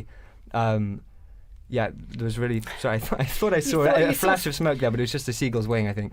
Right. Very disappointing. So that was a really great opportunity. And then this morning too, that was the Missa pro Eligendo, so the Mass for the election of the Pope, and it's basically this opportunity for the Cardinals to come together, and together with the people of God, lots of ordinary Catholics and perhaps some non-Catholics gathered in the Basilica with them to pray and to invoke the Holy Spirit on this conclave process. So really nice. I did, to be honest, when I've been here now at Vatican News for about 2.5 years, and I always imagined that the conclave would be this period where I'd be doing so much journalism and going around and reporting on everything, and in the end I've just read a lot of masses. But that's nice as well, and I've really... You've been working hard as well, writing that's true stories as well. And what reading did you do this morning? So it was a reading, putting me on the spot, it was from I think the prophet Isaiah, and really nice reading about I think it's the one that has the Spirit of the Lord is upon me, He has appointed me to preach the good word to the poor, something like that. So the kind of a reading coming out of this prophetic tradition in the Old Testament, and of course the readings are picked, I assume, with kind of the idea of reminding the Cardinals of what they're looking for in a Pope. So somebody who will have the poor in mind. I think I'm getting the reading right. It's funny actually, when you're there reading, you're so focused on saying the words right that you're not even thinking about what it means. So I may have misremembered what the reading was, but I think that was the one. No, I think you're remembering rightly that it was focused on the characteristics that a new Pope should hopefully have. So yeah, absolutely. Joe is going to be in studio with us again in these coming days as we await the smoke, unless at this point it could be white. Who knows? Who knows? But that's right. I'm going to be joining on Friday morning. If, of course, we could very well have a new Pope by then, because by then there will have been there'll be 9 ballots between now and Friday morning. So there's 1 ballot this evening, and then there'll be 4 tomorrow. And so it's quite possible to have a new Pope by Friday morning, but if not, you'll be able to listen to me and my wonderful colleague Francesca Merlo, who's producing today, but she'll be joining me in the studio on Friday morning. If we don't have a Pope by then, who knows? Yes, thank you here to Francesca Merlo and to Mario Scatton, who are both working on the other side of the window here in this Vatican Radio studio. We've been talking a bit about all that's happened between the funeral and the general congregations leading up to this conclave. Perhaps we could just take a brief look at actually what happens. We've talked about the Pope coming out onto the balcony, the first acclamation by the people of Rome and so on. But then we have to look forward also to the installation, the inauguration of the new papal ministry. Perhaps we could talk a little bit about what happens then, remembering past occasions.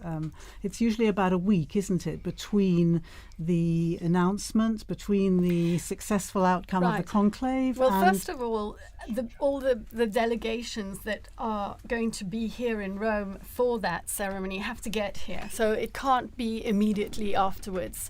There are some technical times that have to be respected. So even should the Pope be elected on Friday, it couldn't be on Sunday. It would just be too early. Although on Sunday he could probably do his first Angelus address. Yes, absolutely. And we have to remember that if he's a bishop already, and all the cardinals in there, and most of the cardinals are bishops, that he becomes Pope the moment he accepts. When the cardinal asks him, do you accept the canonical election as Roman pontiff? And he says, yes, he's the Pope. And so the installation mass is, it's not a formality, it's a very important moment that he inaugurates his Petrine ministry. But he becomes Pope with full authority at that moment. And then the inauguration, I remember being at the inauguration in 2013 and being up on the colonnade. That was a great privilege. I love doing that.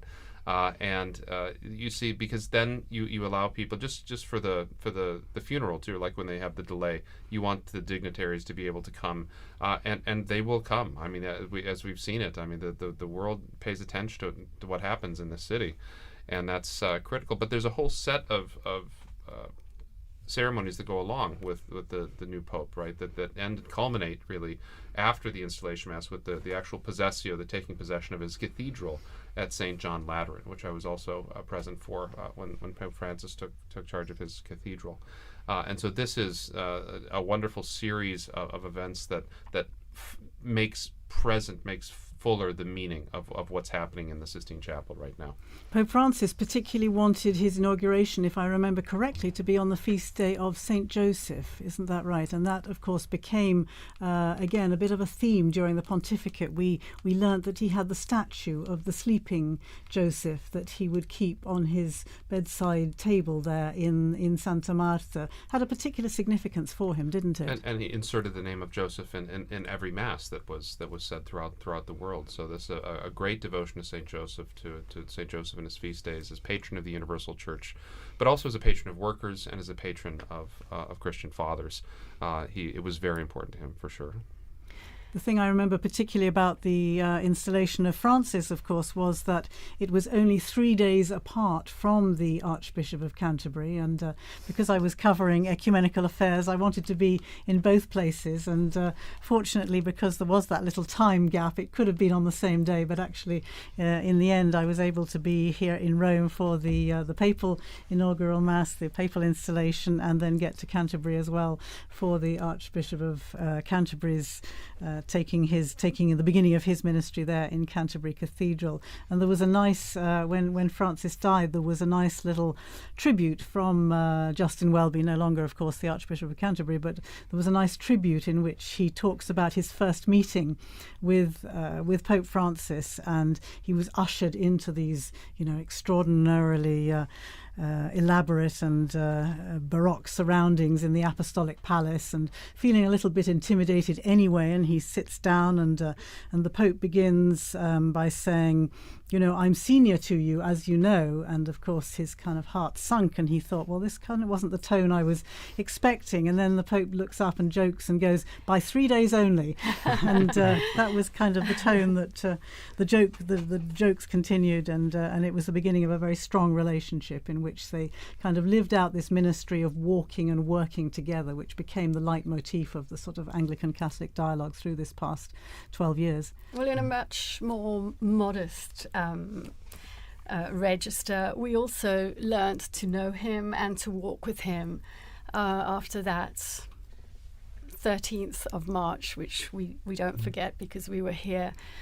We didn't know who Bergoglio was, and very slowly we began to understand him. He went to Lampedusa, as you mentioned, his very first journey abroad, after having said that he didn't really want to travel. It wasn't his thing, but he went to Lampedusa because that issue was so important for him. And being there, he realized, he told us afterwards, he realized how important it was for the people to feel his closeness and to feel he was going to them. And he ended up undertaking 48 apostolic journeys abroad, as well as many others within Italy. Joe was on his last apostolic journey abroad to Belgium. Penultimate, because the last one was to Corsica.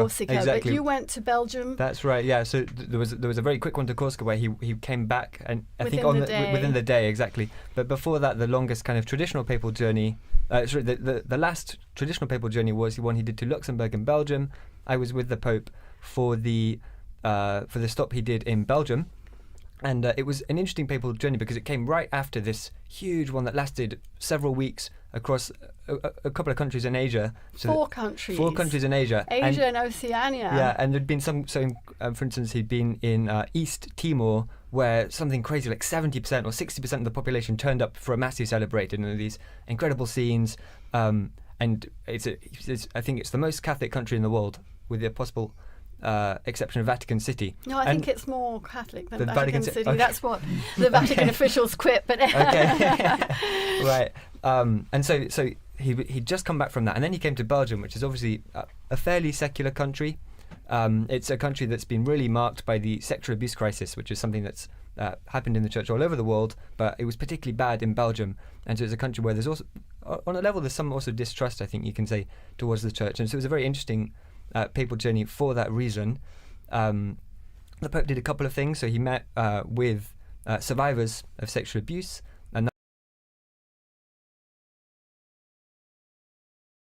பழமையான ஆனா அதே சமயம் மர்மமான ஒரு விஷயத்தை பத்தி பார்க்க போறோம். சொல்லுங்க. புதிய போப் ஆண்டவரை எப்படி தேர்ந்தெடுக்கறாங்க? அந்த கான்க்ளேவ் அப்படின்ற சடங்கு. ஆமா, கான்க்ளேவ். இதோட முக்கிய அம்சங்களை நீங்க புரிஞ்சுக்கணும்ன்றது தான் எங்களோட நோக்கம். கண்டிப்பா. இந்த முழு செயல்முறையும் ஆரம்பிக்கிறதுக்கு முன்னாடி ஒரு நிலை இருக்கு. அதுக்கு பேரு செடே வகாண்டே. செடே வகாண்டே அப்படின்னா அது லத்தீன்ல சிம்மாசனம் காலியாக உள்ள நேரம் அப்படின்னு அர்த்தம். அதாவது போப் இறந்துட்டாலோ இல்ல பதவி விலகிட்டாலோ இந்த நிலை உருவாகும். ஓ சரி சரி. இது திருச்சபைக்கு ஒரு முக்கியமான இடைப்பட்ட காலம் இல்லையா? ஆமாம். அந்த நேரத்துல தான் கார்டினால்கள் கல்லூரி, அதாவது காலேஜ் ஆஃப் கார்டினல்ஸ் உள்ள வருவாங்க. அவங்க தான் உயர்நிலை மதகுருமார்கள் உலகம் முழுவதிலும் இருந்து வத்திக்கானுக்கு ஆமா புதிய போப்பை தேர்ந்தெடுக்கிற வேலையை ஆரம்பிப்பாங்க. சரி, இந்த கான்க்ளேவ் அப்படின்ற பேருக்கு என்ன அர்த்தம்? கான்க்ளேவ் இதுவும் லத்தீன்ல இருந்து வந்ததுதான். கும்க்ளாவே. கும்க்ளாவே. ஆமா, அப்படின்னா சாவி போட்டு பூட்டியதுன்னு அர்த்தம். பூட்டப்பட்ட அறைக்குள்ள இந்த தேர்வு நடக்கிறதால இந்த பேரு. ஓஹோ, பூட்டி வச்சிடுவாங்களா? கிட்டத்தட்ட அப்படிதான். இந்த முறை சுமார் 800 வருஷம் பழசு. 1200கள்ல ஆரம்பிச்சது. ஆச்சரியமா இருக்கு. சிஸ்டைன் சாப்பல்ல முதல் முறையா 1492ல நடந்திருக்கு. ஆமா, ஆனா 1878ல இருந்து பாத்தீங்கன்னா எல்லா கான்க்ளேவும் அங்கதான் நடக்குது. மைக்கலாஞ்சலோவோட அந்த புகைப்பெற்ற ஓவியங்கள் இருக்கிற இடத்துல. நிஜமாவே அந்த சூழலே ஒரு வித எப்படி சொல்றது அழுத்தத்தை கொடுக்கும் இல்லையா? கண்டிப்பா. அந்த அழுத்தத்தோட ரகசியமும் ரொம்ப ரொம்ப முக்கியம். ரொம்ப ரொம்ப முக்கியம். ரகசியமா எந்த அளவுக்கு? கான்க்ளேவ் ஆரம்பிக்கிறதுக்கு முன்னாடி அந்த சிஸ்டைன் சாப்பல் முழுசும் ஏதாவது ஒட்டு கேட்கும் கருவி இருக்கான்னு ஹைடெக்கா செக் பண்ணுவாங்க. அப்படியா? ஆமா. அது மட்டும் இல்ல, கர்தினால்கள் ரொம்ப கடுமையான ரகசிய காப்பு உறுதிமொழி எடுக்கணும். மீறினா திருச்சபையிலிருந்து நீக்கப்படுற அபாயம் கூட இருக்கு. அடேங்கப்பா, அப்போ அவங்க முழுசா வெளியுலகத்திலிருந்து துண்டிக்கப்படுவாங்க. ஆமா, துண்டிக்கப்பட்டுருவாங்க. போன், இன்டர்நெட், இமெயில் கூடவா? இதுவுமே கிடையாது. ராத்திரி அவங்க தங்குற இடத்துக்கு போறதை தவிர மத்த நேரங்கள்லாம் சாப்பலுக்குள்ளதான். வெளியுலக தொடர்பு சுத்தமா இருக்காது. ஏன் அப்படி? இது வெளியில இருந்து எந்த விதமான தலையீடும் இல்லாம அவங்க முழுசா அந்த தேர்வுல கவனம் செலுத்தணும் அப்படின்றதுக்காக. இந்த காலத்துல இப்படி ஒரு ரகசியம் நம்பவே முடியல. உண்மைதான். சரி, உள்ள அவங்க எப்படி ஓட்டு போடுவாங்க? யார் ஓட்டு போடலாம்? இதுல 80 வயசுக்கு உட்பட்ட கர்தினால்கள் மட்டும்தான் ஓட்டு போட முடியும். சரி, யார போப்பா தேர்ந்தெடுக்கலாம்? அதுக்கு ஏதாவது விதி இருக்கா? கோட்பாட்டு ரீதியா பாத்தீங்கன்னா திருமுழுக்கு பெற்ற எந்த ஒரு கத்தோலிக்க ஆணும் போப்பாகலாம். அப்படியா? யார வேணா தேர்ந்தெடுக்கலாமா? ஆமா, ஆனா நடைமுறையில பல நூற்றாண்டுகளா கர்தினால்கள்ல ஒருத்தர் தான் தேர்ந்தெடுக்கப்படுறாரு. ஓ, அது ஒரு சுவாரஸ்யமான விதி. கடைசியா கர்தினால் இல்லாத ஒருத்தர் எப்பவாவது தேர்ந்தெடுக்கப்பட்டிருக்காரா? நல்ல கேள்வி. ரொம்ப காலத்துக்கு முன்னாடி, பல நூற்றாண்டுகளுக்கு முன்னாடி அப்படி நடந்திருக்கு. ஆனா இப்ப சமீப காலத்துல அது நடக்கல. அது ஒரு வரலாற்று சாத்தியமா இருக்கு, அவ்வளவுதான். சரி சரி. ஓட்டு எப்படி போடுவாங்க?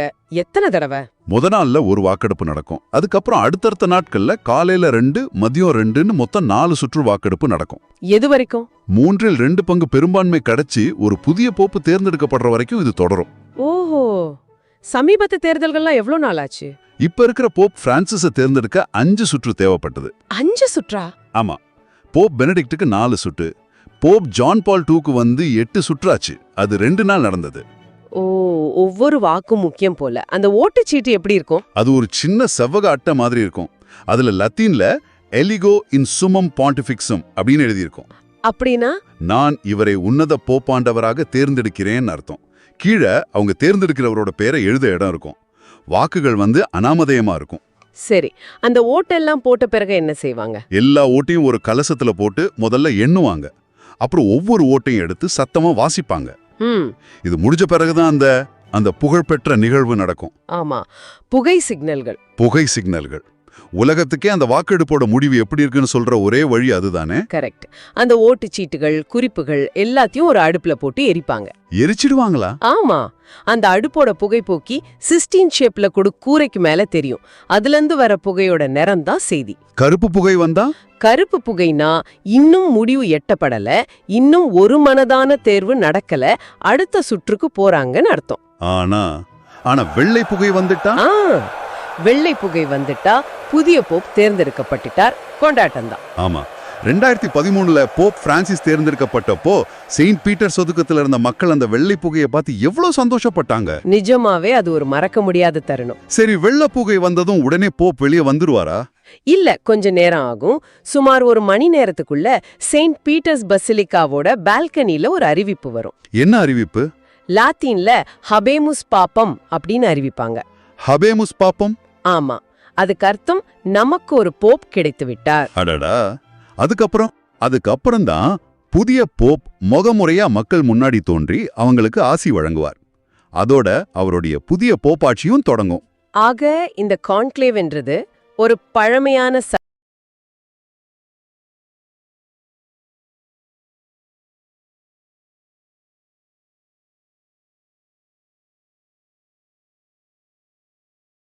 basis of this synodality, the synods on synodality and so on that Pope Francis has begun and as we know has set in motion through to another synod in 2028.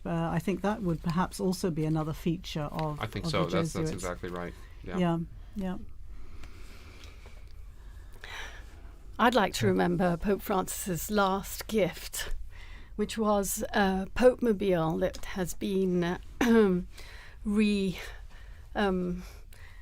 readapted, thank you, Philippa, into a health clinic for the people of Gaza. I think that is such a significant and powerful gesture, reminding the world of those most in need.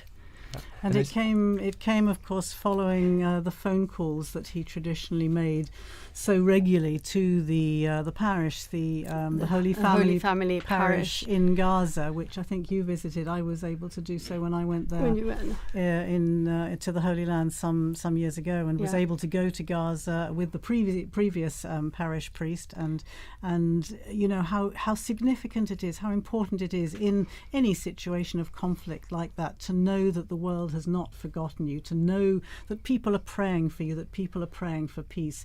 And clearly those phone calls that Pope Francis insisted on making right up until even the previous weekend. From the hospital, when he was in the hospital, when he could, he would call Padre Romanelli and just ask them what they'd had for dinner. Smoke. We have smoke. We do have smoke coming out of that chimney, but it's definitely black.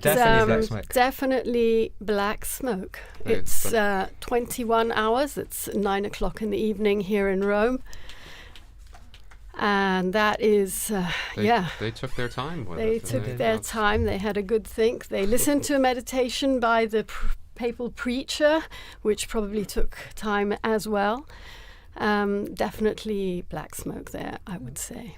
And I wonder what the reaction is in the square below, to the crowds who are seeing that and knowing that there has been no decision, no successful outcome on this occasion. And now we have a shot of the square. I can see some cell phones flashing away there, whether they'll be able to capture that black smoke billowing in the wind there out of the chimney and away across the rooftop of the Sistine Chapel and the rest of the Vatican museums. I'm not sure, but that's certainly black smoke. I wonder if we have some sound from the square there.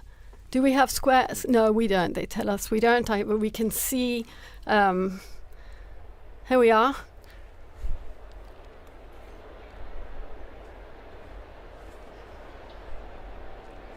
Well, the noise they've of made the sure crowd. of it at least. That's good. They've wow. got a good bit of it. Yes, a good crowd in the square. And you can see, of course, those giant screens set up so that even if you can't actually see from where you're standing, which it looks difficult to see from it now. Does. It does, doesn't it? Yeah. And in fact, I remember that from past And as you years. were saying, it's dark. At nighttime, it becomes difficult. Okay. Okay. Well, that is again. I never fail to be moved by the sight of our most beautiful city, the Bernini Colonnade, St. Peter's illuminated, that night sky. It could have rained today, but it didn't, which was also a blessing for many. Good weather for the rest of the week. So. There you are. And you can see if you're watching on the television screen, it is now completely dark in Rome. The lights are on, the new illumination of the dome of St. Peter's. And the crowd, I think, is very relieved to see smoke, and very definite black smoke. I think there's no question from the very beginning.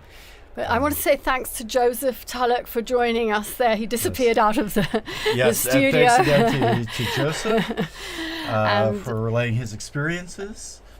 And thanks to our team in studio. I can see people making their way. Yes, people are moving swiftly out of the square. definitely past dinner time here in Rome. But and I'll tell you, it's going to be tough to find a restaurant anywhere near St. Peter's this evening. Yes. But do keep following us here on Vatican Media, Vatican News. We'll start tomorrow again at 10:30. Is that right? Rome time? You are a guest tomorrow morning again, yes. and with Christopher Wells here in studio. So yes, 10:30 Rome time tomorrow morning for another marathon and commentary. We'll have Devin as well tomorrow in the anchor spot. Yes.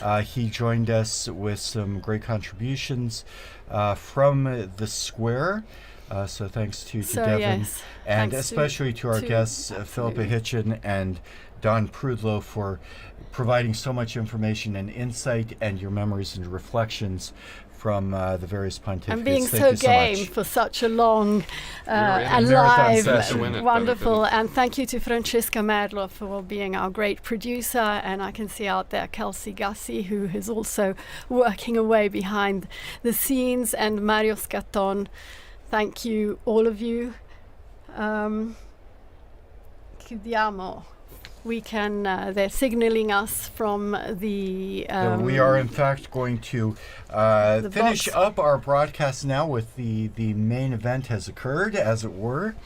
So, again, thanks to all those who participated in the evenings. Thanks to especially to our head of the English section, Linda Bordoni, who has done so much hard work to make all of this possible. And thank you, Christopher. And as we do close up our broadcast, I would like to thank all of our broadcast partners as well, including EWTN TV, Catholic Faith Network in America, Shalom World Television Network USA, Atmadarshan TV, Catholic TV, Mata TV India, and UCTV, Uganda Catholic Television. Also our radio partners, Luminous Radio and Radio Katipunan in the Philippines. Thanks to all of you. Please join us again tomorrow. Laudetur Jesus Christus.